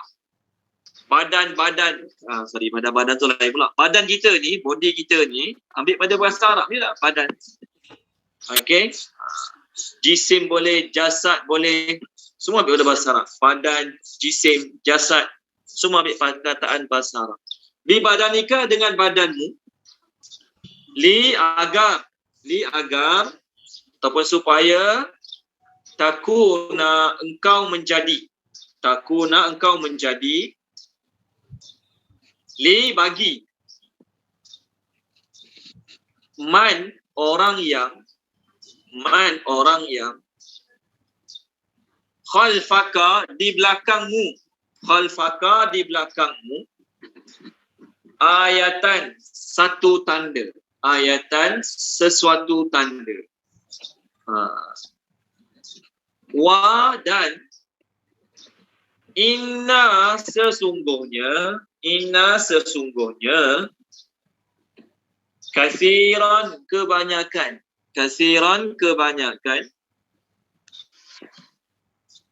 min daripada annas manusia an terhadap. Biasa an daripada kan, kat sini terjemah an terhadap ayatina tanda-tanda kami. Ayatina tanda-tanda kami. La benar-benar ghafilun lalai, hitless ghafilun lalai. Okey, terjemahkan dia. Puan Maziah Ismail terjemahkan. Puan Maziah. Bismillahirrahmanirrahim. Maka pada hari ini kami selamatkan jasadmu agar engkau dapat menjadi pengajaran bagi orang-orang yang datang setelahmu. Tetapi kebanyakan manusia tidak mengendahkan tanda-tanda kekuasaan kami. Okey, terima kasih Puan Maziah. Ayat ini Allah suruh malaikat Jibril cakap kepada Fir'aun yang telah pun mati. Fir'aun dah mati dah. Lalu Allah Ta'ala suruh Jibril cakap pada Fir'aun yang dah mati. Pada hari ini kami dah selamatkan badanmu. Bila sebut lafaz badanmu, maka ternafilah rohmu. Kan? Bila sebut badanmu saja, kalau sebut nafsaka dirimu, maksudnya badan sekali dengan soul. Nafsaka tu, badan sekali dengan soul. Kita baca doa kan? Rabbana zalamna anfusana. Wahai Tuhan kami, ampunkanlah kami telah menzalimi diri kami. Anfus tu jamak plural kepada nafsun. Nafsun tu maksudnya diri dan juga roh. Nafsun. Tapi bila sebut badanun, maksudnya roh tak ada, badan saja. Ibnu Abbas radhiyallahu anhu berkata, sebahagian Bani Israel syak ragu-ragu terhadap kematian Fir'aun. Ialah laut tadi kan luas air dia. Maka laut tadi luas air dia. Maka mereka syak terhadap kematian Fir'aun. Dah mati ke belum dia ni? Betul ke dah mati dia? Lalu Allah Ta'ala menimbulkan badan Fir'aun berserta dengan baju-baju besi dia. Orang lain pakai baju besi, kalau mati macam mana? Pakai baju besi. Timbul ke tenggelam? Tenggelam. Orang lain pakai baju besi, tenggelam. Sebab tu kalau kita nak tanam mayat dalam laut, tanam mayat pula dah. Kita nak simpan mayat dalam laut, kena letak benda berat. Tak boleh buku-buku campak je tu saja. InsyaAllah akan timbul. Kena letak benda berat. Okey, bahkan dalam tafsir ni kata, wallahu a'lam lah, ni tafsir tulis. Dia kata, pada ketika itulah bermulanya laut menolak mayat badan manusia. Ni kata-kata dia lah, bukan dalam hadis Nabi. Itulah bermulanya laut menolak mayat badan manusia. Orang mati, kita buah dan campak dalam laut. Walaupun dia mati tengah-tengah laut, tanpa kita letak benda berat, apa akan berlaku? Badan dia akan sampai ke pesisiran pantai, betul kan? Sampai ke pesisiran pantai. Jadi menurut penulis kitab ni, dia kata peristiwa itulah bermulanya mayat menolak badan manusia. Tak nak terimalah badan manusia, dia akan hanyutkan ke tepi pantai. Okey, baik. Dari Ibnu Abbas, sebahagian Bani Israel syak. Fir'aun dah mati ke belum? Kita nak tengok Fir'aun dah mati ke belum? Orang lain ni kita tak nak tengok. Lalu Allah timbulkan Fir'aun berserta baju besi ni. Mereka dapat melihat Fir'aun. Waktu Allah kata, pada hari ini kami selamatkan badan kamu. Badan Fir'aun tidak akan hancur. Badan Fir'aun tidak akan hancur. Badan Fir'aun Allah Ta'ala tidak akan tenggelamkan dalam laut bersama badan-badan orang lain. Kaum-kaum dia, tentera-tentera dia. Apa tujuannya? Untuk kami jadikan pengajaran bagi orang datang selepas kami. Maksudnya generasi lepas ni, bahkan mereka ni, ada yang cuba nak menanam Fir'aun. Bumi keluarkan balik badan dia. Ada yang cuba nak bakar badan dia. Pun sama juga. Dia tidak terbakar oleh api. Masa mereka nak bakar ni lah. Kenapa Allah buat macam tu? Sebab Allah nak jadikan tubuh badan dia pengajaran bagi orang datang selepas zaman. Tapi Allah kata apa dia? Kebanyakan manusia tengok badan Fir'aun, tengok mayat Fir'aun, tetap tidak ambil pengajaran juga. Allah kata apa? Walaupun dah tengok Fir'aun punya badan dan tahu kenapa jadi macam tu, tahu kisah dia kenapa jadi macam tu, tak beriman juga. Allah sebut ayatan dan ayatina. Dua-dua dia. Ayatan satu tanda, ayatina banyak tanda. Allah nak kata apa dia? Manusia ni bukan dengan tanda Fir'aun je, dia masih lalai. Banyak lagi tanda kuasa aku yang lain. Contoh laut mati kan. Apa Allah buat sehingga terjadi laut mati? Manusia tahu tak? Tahu. Tapi berubah tak? Taubat tak? Tinggal tak ada semaksiat? Tak ada. Jalan macam biasa juga. Tujuan Allah buat Fir'aun masih ada badan dia. Tujuan Allah buat laut mati. Banyak lagi lah. Kaum-kaum yang Allah Ta'ala telah binasakan. Banyak lagi Allah Ta'ala buat. Tetapi masih lagi tidak buat manusia jadi orang yang berubah dekat dengan Allah Ta'ala. Jadi beruntunglah orang yang tak pernah tengok laut mati, tak pernah tengok badan Fir'aun, tak pernah pergi Mesir pun tengok Fir'aun, tak pernah pun. Tapi dia boleh jadi orang dekat dengan Allah. Dia boleh jadi orang yang masih beramal takutkan akhirat. Rugilah, lalailah orang yang duduk Mesir, boleh tengok semua badan Fir'aun. Boleh ziarah semua Fir'aun punya badan. Tengoklah dan tahu kenapa Fir'aun jadi macam ni. Tapi tetap masih tak buat dia jadi orang dekat dengan Allah. Dialah orang paling. Dia lah orang yang paling rugi. Duduk kat Jordan, semua lalu kulu gila lalu laut mati. Okay? Dia jadi pemandu pelancong untuk bawa orang gila laut mati. Mungkin sehari 2 kali pergi laut mati buat pelancong contoh. Tapi masih lagi tak dapat buat dia insaf, masih lagi tak dapat buat dia dekat dengan Allah. Dia lah termasuk dalam ayat ni. Kebanyakan manusia tetap lalai. Walaupun dah tengok macam-macam tanda bencana aku dah bagi. Tetap lalai juga. Okey, baik. Seterusnya, masuk Maurice Bukil. Maurice Bukil ni seorang, tolong mute-kan, boleh ada yang belum mute? Boleh tak tolong mute-kan? Minta semua sahabat-sahabat tolong mute-kan. Okey. Maurice Bukil ni seorang pengkaji daripada Perancis. Bila dia kaji banyak Firaun, dia kata betul lah Firaun ni mati sebab lemas. Kerana ada dakwaan-dakwaan yang mengatakan Firaun mati sebab sakit. Firaun mati sebab sakit, bukan sebab mati lemas. Maka Maurice Bukil dia kaji-kaji, dia kata apa dia? Memang benar, dia kata Firaun ni mati sebab tenggelam dalam laut kerana dalam badan dia mengandungi kandungan garam yang sangat banyak. Dalam badan dia mengandungi kandungan garam yang sangat banyak. Dan garam adalah bahan yang paling sesuai untuk buat sesuatu tahan lama. Termasuk buat jeruk, kan? Haji Razak buat jeruk paling banyak guna gula ke garam? Garam. Orang pergi mancing kat laut. Ni orang pergi mancing kat laut cerita ni. Dia kata kita pergi mancing kat laut, dapat ikan laut. Dapat ikan laut tu jangan cuci dengan air biasa. Jangan cuci. Dapat ikan laut tu dengan air laut tu, nak pasir plastik, buh dalam pecah air belah atas. Buka freezer belah atas. Dia kata lepas 5-6 bulan pun keluarkan balik, ikan tu masih lagi fresh, dia macam baru dapat. Yang penting jangan buang air laut yang ada kat badan ni. Jangan cuci lah. Walaupun dah dapat 6 bulan lepas, tapi kita tak buang air laut dia tu. Kita simpan dalam peti. Dah dia tunggu tak ada nak makan nasi bagi tu. Datuk Muhammad bin Hussein tolong mute-kan boleh? Datuk Muhammad bin Hussein tolong mute-kan boleh? Okey. Nampak itu kesan air laut lah, kesan air laut. Okey, dan zaman sekarang orang jumpa macam-macam dalam laut kan. Di antara Mesir dengan Palestin tu orang jumpa macam-macam. Jumpa kita kuda lah, jumpa tu lah.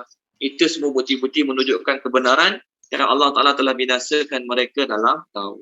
Okey, baik, seterusnya. Apa berlaku pada Bani Israel pula? Wadan, laqad demi sesungguhnya, bawa'na kami telah menempatkan. Bani Israel. Okey. Mubawwa'a sirkin, di tempat yang baik. Honorable place. Apa terjemah? Honorable place. Mubawwa'a sirkin. Tuan-tuan dan puan-puan, orang Arab ni kan. Orang Arab ni, kalau dia nak puji satu benda, dia akan sebut sidqin. Sad, dal, qaf. Dia nak kata lelaki tu baik.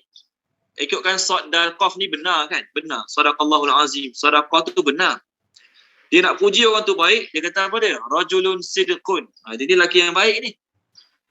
Kedai yang baik. Kedai makan yang baik, dia panggil apa? Mat'amu sidqin. Kedai makan yang baik. Kedai biasa, kedai runcit yang baik, dia panggil apa? Dukanu sidqin. Jangan terjemah kedai yang betul. Kedai makan yang betul. Jangan terjemah sidqin tu betul. Bukan maksud betul, baik. Baik. Okey? Suami yang baik. Zauju sidqin. Suami yang baik. Sidqin. Abu Bakar radhiyallahu anhu, kerana dia sangat-sangat baik, apa gelaran untuk dia? Siddiq. Mubalaghah, superlatif pada siddiqin. Siddiqin baik. Siddiq sangat-sangat baik. Bukan sekadar baik buat cakap benar saja, bukan. Seluruh diri dia baik. Boleh? Itu maksud siddiq. Okey, jadi mubawwa' siddiqin, tempat yang baik. Itu lah. Apa makna tempat baik kat sini? Syam and Egypt. Syam dan Egypt. Mesir dan Palestin. Bila sebut Syam termasuklah Jordan, Syria, Lebanon, Palestin. Tu semua termasuk dalam daerah Syam zaman dulu. Sekarang lah baru lain sikit. Syam sekarang Syria je lah. Wadan, razaqnahum, kami memberi rezeki kepada mereka. Razaqnahum, kami memberi rezeki kepada mereka. Itu Bani Israel. Min daripada At-tayyibat, makanan-makanan dan tempat yang baik. Terjemah at-tayyibat, makanan-makanan dan tempat yang baik. Tayyibat ni bukan sekadar makanan. Tempat, emas perak, pakaian-pakaian. Fa maka ma tidaklah ikhtalafu, mereka berbeza pendapat. Ikhtalafu, mereka berbeza pendapat. Maksud berbeza pendapat ialah, tulis teruslah, sebahagian beriman dengan Nabi Muhammad, sebahagian tidak beriman dengan Nabi Muhammad. Itu maksud dekat sini. Maksud berbeza pendapat kat sini ialah sebahagian beriman dengan Nabi Muhammad dan sebahagian tidak beriman dengan Nabi Muhammad. Hatta sehinggalah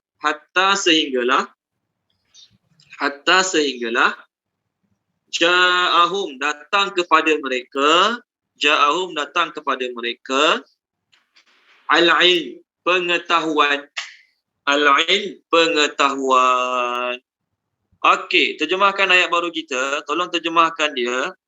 Dr. Poziah, terjemahkan boleh Dr. Poziah? Boleh Ustaz. Bismillahirrahmanirrahim. Dan demi sesungguhnya kami telah menempatkan Bani Israel di tempat yang baik dan kami memberi rezeki kepada mereka daripada makanan-makanan dan tempat yang baik. Maka tidaklah mereka berbeza pendapat sehinggalah datang kepada mereka pengetahuan. Okey, terima kasih Dr. Poziah. Allah Ta'ala menempatkan mereka di tempat yang baik. Kat mana? Mesir dan Palestin. Sebelum ni tempat tu bukan mereka punya. Palestin orang lain punya, Mesir orang lain punya. Akhirnya last sekali Allah buat Mesir jadi milik mereka, Palestin pun jadi milik mereka. Kat sini Allah sebut tempat yang baik. Dalam ayat yang dibaca tadi dalam surah Al-A'raf, Allah kata tempat yang berkat. Tengok balik surah Al-A'raf tadi balik. Jadi negeri yang berkat adalah Mesir dan Palestin. Maksud berkat, maksud baik, kebaikan kat sana lebih.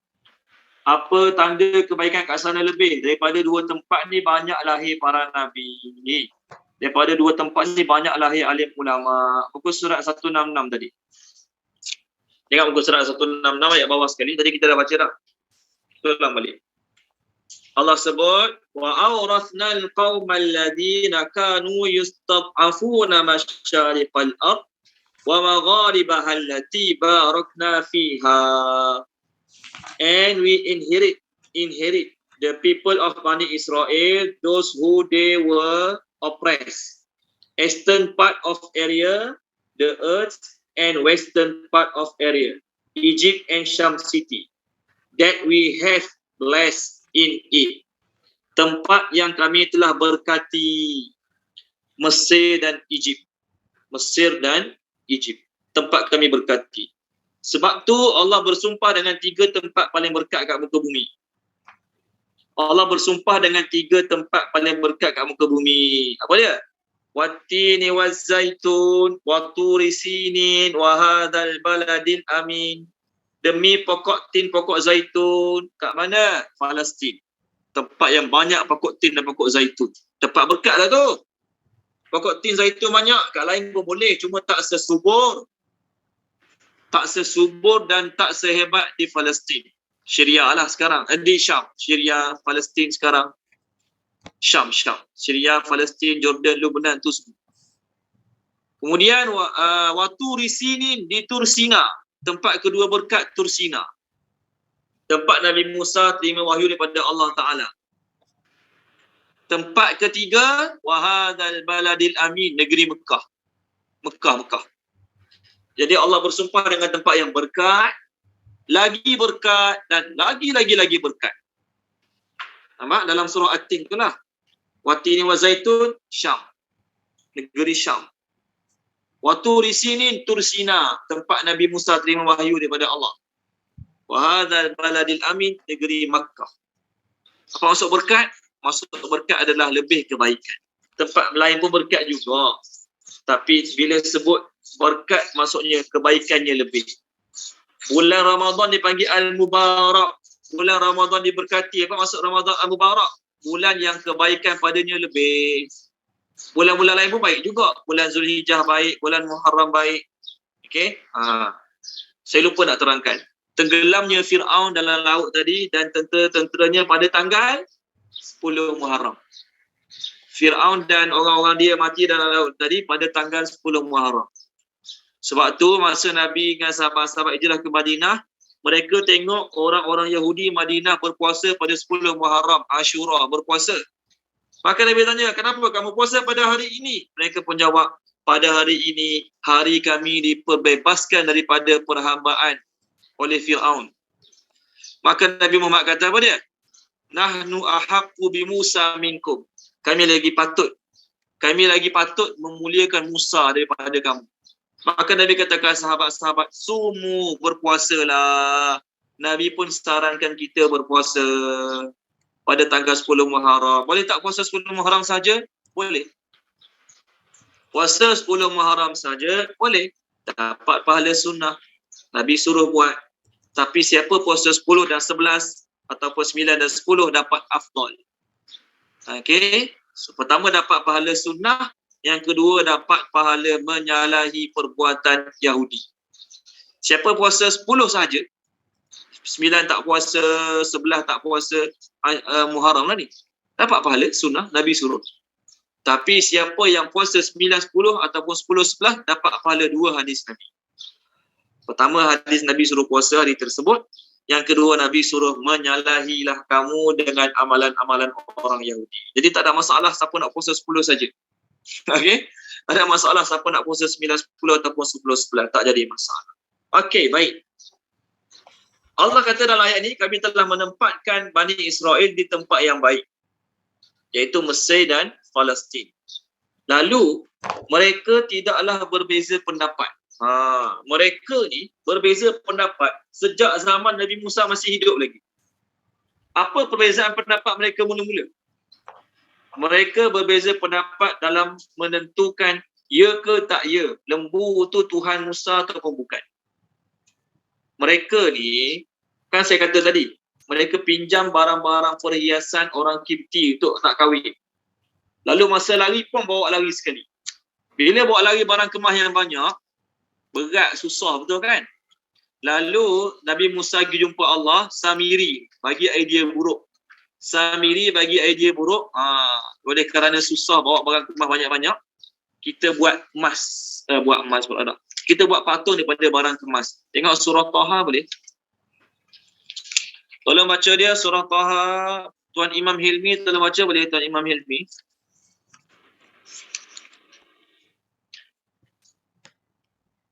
Tuan Imam Hilmi tolong baca. Okey, muka surat 317. Ayat 86, 87, 88, 89. 317 surah Taha ayat 86, 87, 88, 89. Bismillahirrahmanirrahim.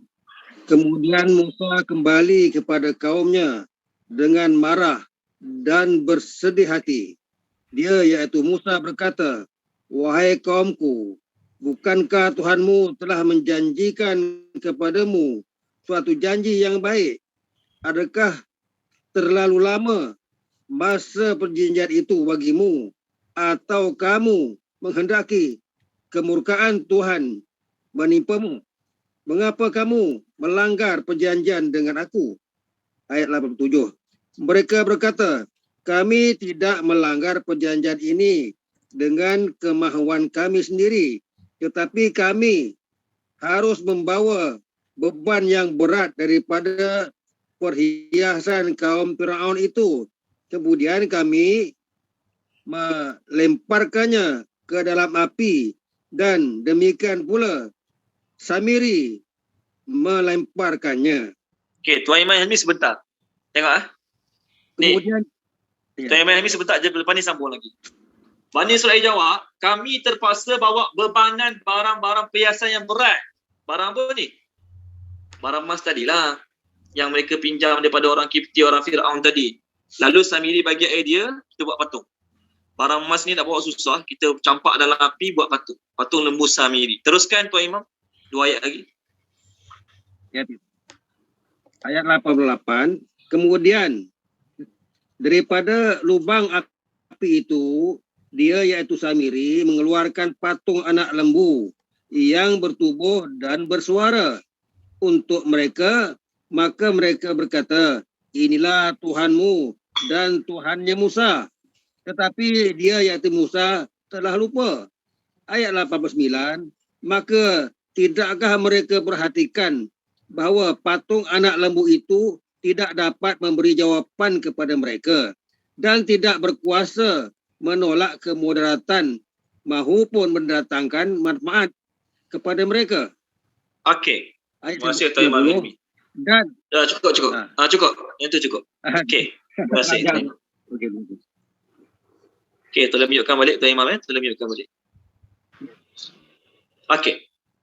Tengok mereka ni dah tengok dengan jelas kuasa Allah membinasakan Fir'aun. Bukan sekadar mereka dapat tengok kuasa Allah live, mereka juga selamat daripada cengkaman kejahatan Fir'aun. Betul kan? Tak berapa lama Nabi Musa hidup, contoh okay. Nabi Musa masih hidup, jumpa Allah 40 hari je. Masa jumpa Allah 40 hari itu, mereka dah berbeza pendapat. Sebahagian menganggap Tuhan tu, ya Tuhan. Patung lembu tu Tuhan. Sebahagian lagi, bukan Tuhan. Sepatutnya mereka dah tengok macam-macam kehebatan Allah masa kat Mesir dulu. Patut lagi tak sembah lembu, patung lembu sebagai Tuhan? Patutnya tak ada dah. Waktu Allah kata, mereka berbeza pendapat setelah datang ilmu. Mereka sebelum tu dah ada ilmu yang Allah tu satu, Allah tu Esa, Allah tu Tuhan yang Maha Tunggal. Tapi selepas Samiri buat patung lembu, boleh juga berbeza pendapat. Pelik sungguh. Tak masuk ayat. Jadi Allah nak cakap ke Nabi Muhammad, wahai Muhammad, mereka zaman kau ni Muhammad, sebahagian terima engkau, sebahagian reject engkau. Sedangkan mereka semua dah tahu yang kau tu Nabi. Jangan pelik lah Muhammad. Zaman Nabi Musa masih hidup dan cokoh lagi, mereka pun dah jadi berbeza pendapat. Sebahagian terima patung tu Tuhan, sebahagian tak terima patung tu Tuhan. Last kali apa berlaku? Siapa yang sembah patung, Allah suruh bunuh yang tak sembah patung. Terbalik, sorry. Siapa yang tidak menyembah patung, Allah suruh bunuh yang sembah patung. Denda untuk mereka yang sembah patung ni, bunuh. Hukuman untuk mereka bunuh. Tengok surah Baqarah boleh? Surah Baqarah. Tolong baca surah Baqarah. Dr. Azizah tolong baca boleh Dr. Azizah? Surah Al-Baqarah. Boleh Ustaz. Kita dah lalu 6 tahun lepas. Muka surat 8. Ayat 54. Muka surat 8 ayat 54. Okey, bismillahirrahmanirrahim. Dan ingatlah ketika Musa berkata kepada kaumnya, wahai kaumku, sesungguhnya kamu telah menzalimi diri kamu sendiri dengan sebab kamu menyembah patung anak lembu itu.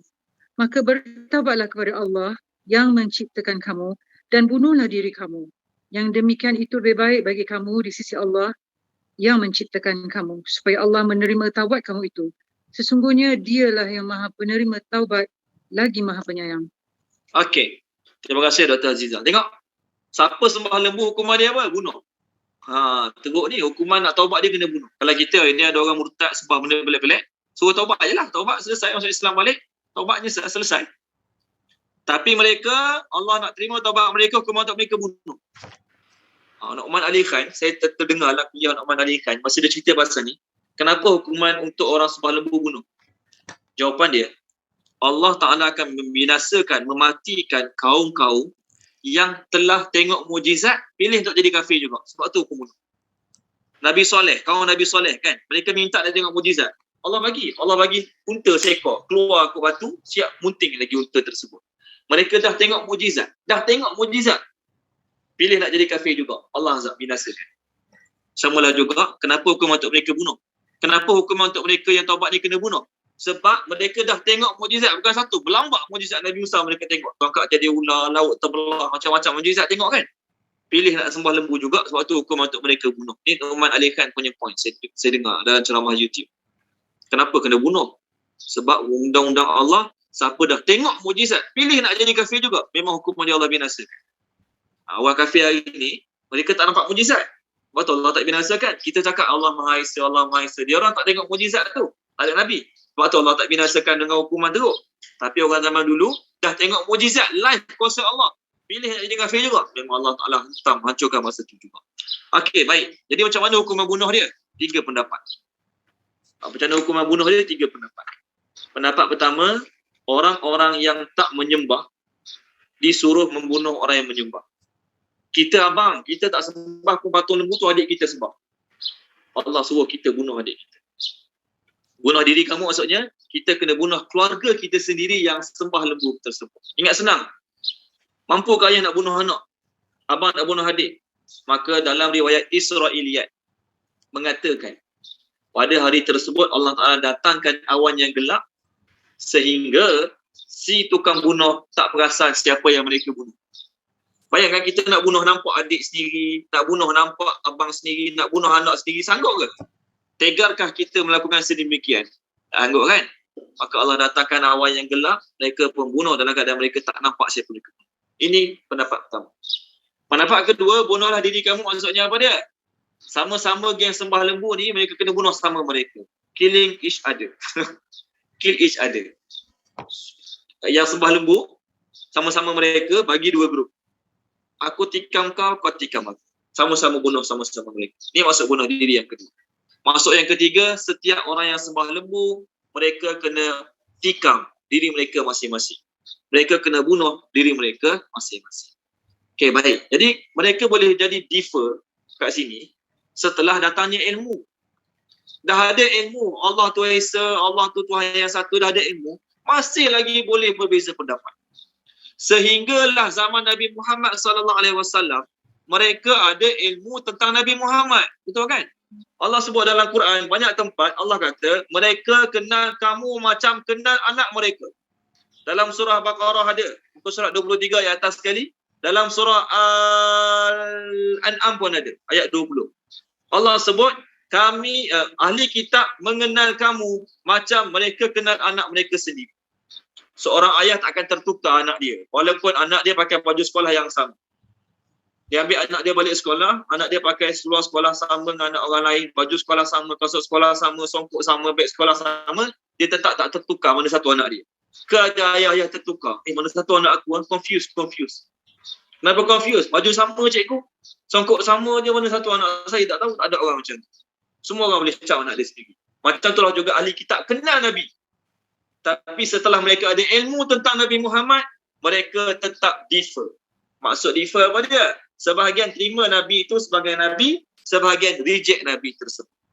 Nampak? Ini maksud ayat ni. Mereka ni berbeza pendapat setelah ada ilmu. Kalau semua tak ada ilmu, logiklah juga contoh orang musyrikin. Mereka tak ada ilmu tentang Nabi. Okey, jadi mereka reject Nabi. Berbaloi dah juga dengan sebab kejahilan mereka tu. Tapi Yahudi ni dah ada ilmu tentang Nabi, pilih juga nak reject Nabi. Apa Allah Ta'ala akan buat pada mereka? Teruskan. Inna sesungguhnya, sama ayat kita sekarang. Rabbaka Tuhanmu, yaqdi akan membuat keputusan. Yaqdi akan membuat keputusan. Okey. Bainahum di antara mereka, yauma pada hari, Al-Qiyamah, kiamat. Fi pada ataupun terhadap apa yang kanu mereka selalu okey, fihi padanya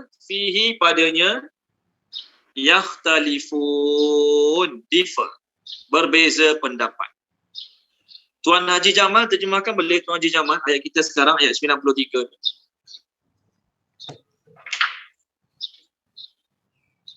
Ustaz. Bismillahirrahmanirrahim. Sesungguhnya Tuhanmu akan membuat keputusan di antara mereka pada hari kiamat, pada apa yang mereka selalu padanya.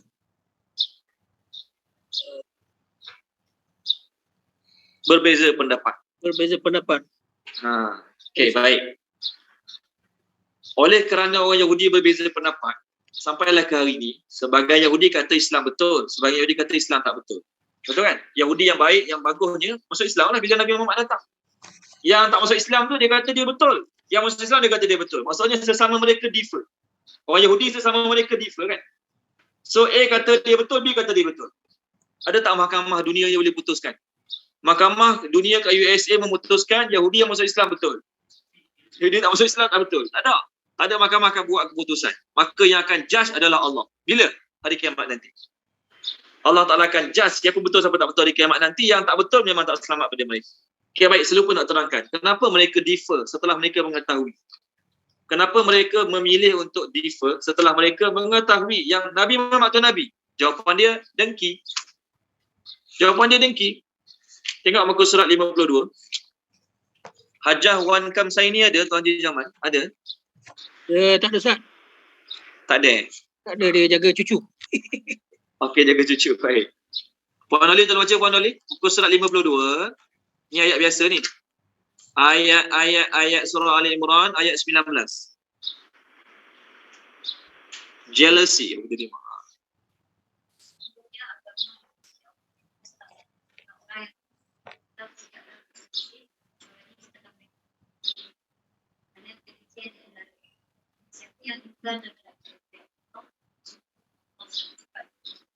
Okey. Allah kata, terima kasih Puan Oli. Ayat 19 ni Allah kata agama di sisi Allah agama Islam sahaja. Tak boleh menyambut hari agama sedunia.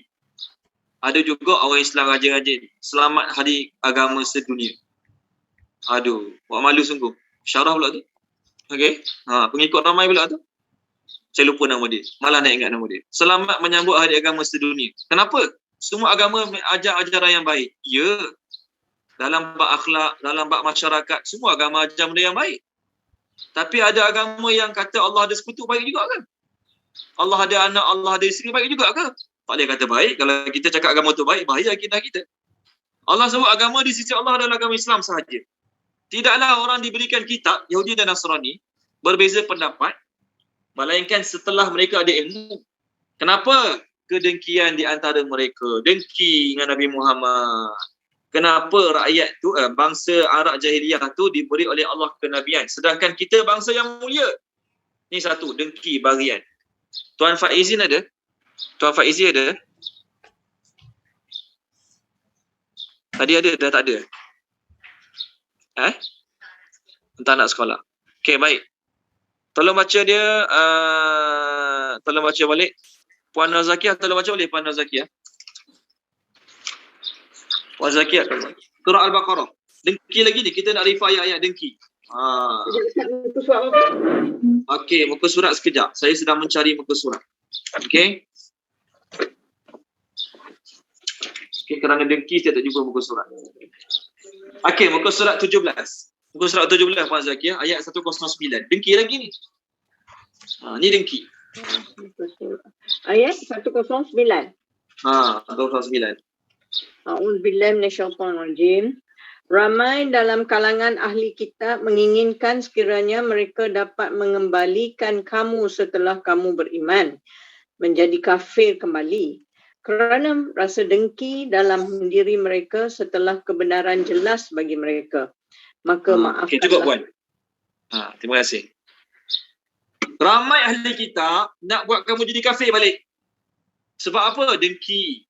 Setelah jelas bagi mereka kebenaran. Jadi tuan-tuan dan puan-puan, kesan pada dengki apa dia? Kesan pada dengki. Kesan buruk pada dengki. Kita nak apa yang ada pada orang tu hilang balik. Itu dengki. Kawan kita naik pangkat, kita dengki apa kita nak? Kita nak dia turun pangkat balik. Kawan kita kaya, bisnes menjadi, kita dengki apa kita nak? Kita nak dia lingkup dalam bisnes. Oh, puas hati. Ini dengki yang Allah tak bagi. Adapun satu lagi perkataan, kita nak macam mana dia dapat. Dalam masa yang sama, kita tak nak dia hilang nikmat tersebut.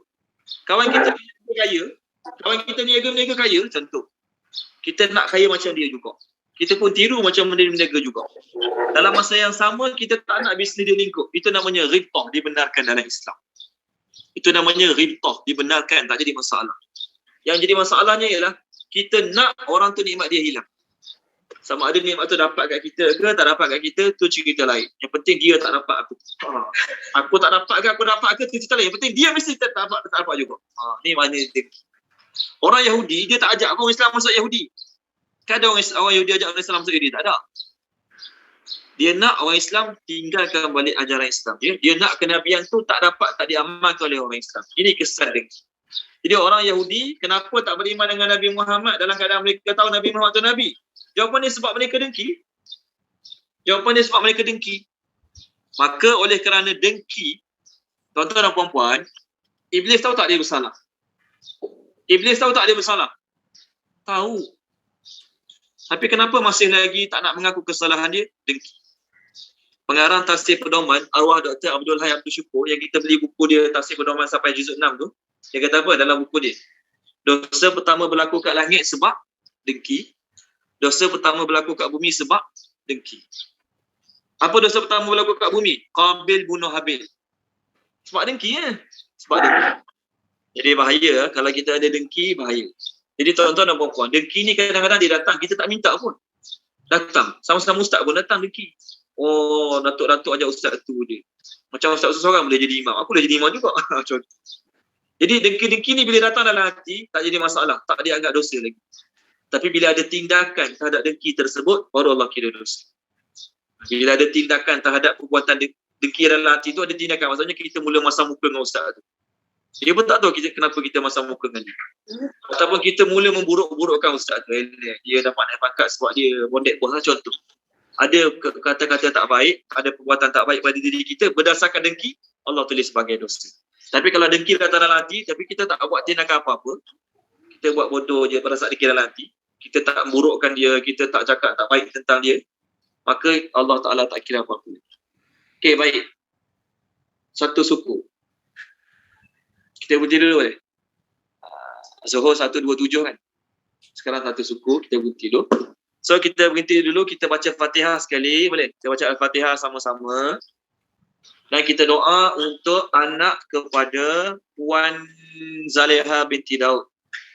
Anak kepada Puan Zaleha binti Daud yang bernama Najihah binti Muhammad Zain. Sekarang positif COVID. Nama anak Puan Zaleha Najihah binti Muhammad Zain. Kita doakan agar Allah sembuhkan. Termasuk juga sahabat-sahabat kita yang sakit, yang masih belum sembuh, yang Allah uji dengan kesakitan, antaranya Tuan Haji Aziz Al-Kelana Jaya pun masih lagi tak berapa sihat, tak dapat nak join pengajian kita. Jadi kita doakan untuk Najib binti Muhammad Zain, Tuan Haji Aziz dan semua sahabat kita, Allah sembuhkan. Al-Fatihah. A'udzu billahi minasy syaithanir rajim. Bismillahirrahmanirrahim. Alhamdulillahi Rabbil Alamin, Ar-Rahmanir Rahim, Maliki Yawmiddin. Iyyaka na'budu wa iyyaka nasta'in. Ihdinas siratal mustaqim. Siratal ladzina an'amta 'alaihim ghairil maghdubi 'alaihim waladdallin. Bismillahirrahmanirrahim. Alhamdulillahi Rabbil Alamin. Wassalatu wassalamu ala sayyidina Muhammad wa ala alihi wa sahbihi ajma'in. Ya awalal awwalin, ya akhiral akhirin, ya zal quwwatil matin, ya rahimal masakin, ya arhamar rahimin. Hasbunallahu lima ahammana, hasbunallahu liman adana, hasbunallahu liman makara bina, hasbunallahu liman hasadana, hasbunallahu liman khada'ana, hasbunallahu liman fadhalana, hasbunallahu liman asa'a zanna ilaina, hasbunallahu wa ni'mal wakil, wa la hawla wa la quwwata illa billahil aliyyil azim. Allahumma rabbana zalamna anfusana wa illam taghfir lana wa tarhamna lanakunanna minal khasirin. Allahumma ashfina washfi mardal muslimin. Allahumma ashfi Najihah binti Muhammad Zain. Allahumma ashfi Haji Aziz bin Ismail. Allahumma ashfihima anta syafi la shifaa illa shifa'uk, shifaan la yughadiru saqama. Allahumma rzuq lahum as-sihhata was-salamah wal afwa wal afiyah fid dunya wal akhirah. Allahumma rzuq lana as-sihhata was-salamah wal afwa wal afiyah fid dunya wal akhirah. Allahumma yassir jami'a umurihima wa umurina fid dunya wal akhirah. Allahumma na'udzu bi kalimatillahi tammati min syarri ma khalaq. Allahumma ihfazna wa a'izna min kulli syarri ma khalaqta. Allahumma ihfazna wa a'izna min kulli syarri ma khalaqta. Allahumma rabbana atina min ladunka rahmah wa hayyi lana min amrina rasyada. Rabbana atina fid dunya hasanah fil akhirati hasanah wa qina azabannar. Alhamdulillahi rabbil alamin. Okey, terima kasih banyak semua. Semoga Allah sembuhkan Puan Haji Aziz, Allah sembuhkan Puan Najihah. Ya, Ustaz. Allah selamatkan insya-Allah dunia. Okey, jumpa lagi minggu depan. Assalamualaikum. Terima kasih sahabat semua. Terima kasih Ustaz. Sama-sama, Ustaz. sama-sama. Terima kasih Ustaz. Sama-sama semua, sama-sama. Jumpa lagi. Terima kasih Ustaz. Sama-sama. Sama-sama Puan Zaliha, insya-Allah Allah sembuhkan. Puan Zaliha baca banyak-banyak ayat 62 surah An-Naml insya-Allah. Berapa Ustaz? Ayat 62 surah An-Naml. Ayat 62 surah An-Naml insya-Allah. Allah sembuhkan insya-Allah. Minta ahli keluarga semua bacalah. Terima kasih Ustaz. Sama-sama. Fatma, 62 surah An-Naml. Okey, insya-Allah.